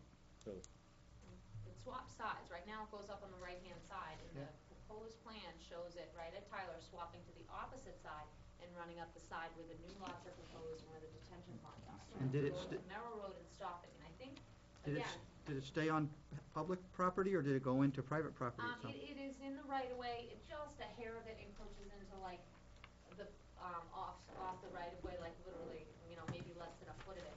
It's just rides right inside the right-of-way line up to Merrill Road, and I remember us talking about like a bus stop possibly or something, and we wanted to run it at least until Merrill so the kids could come down to there, but I was just trying to clarify, it wasn't supposed to go to one or the second new road because I'm doing the bond estimate.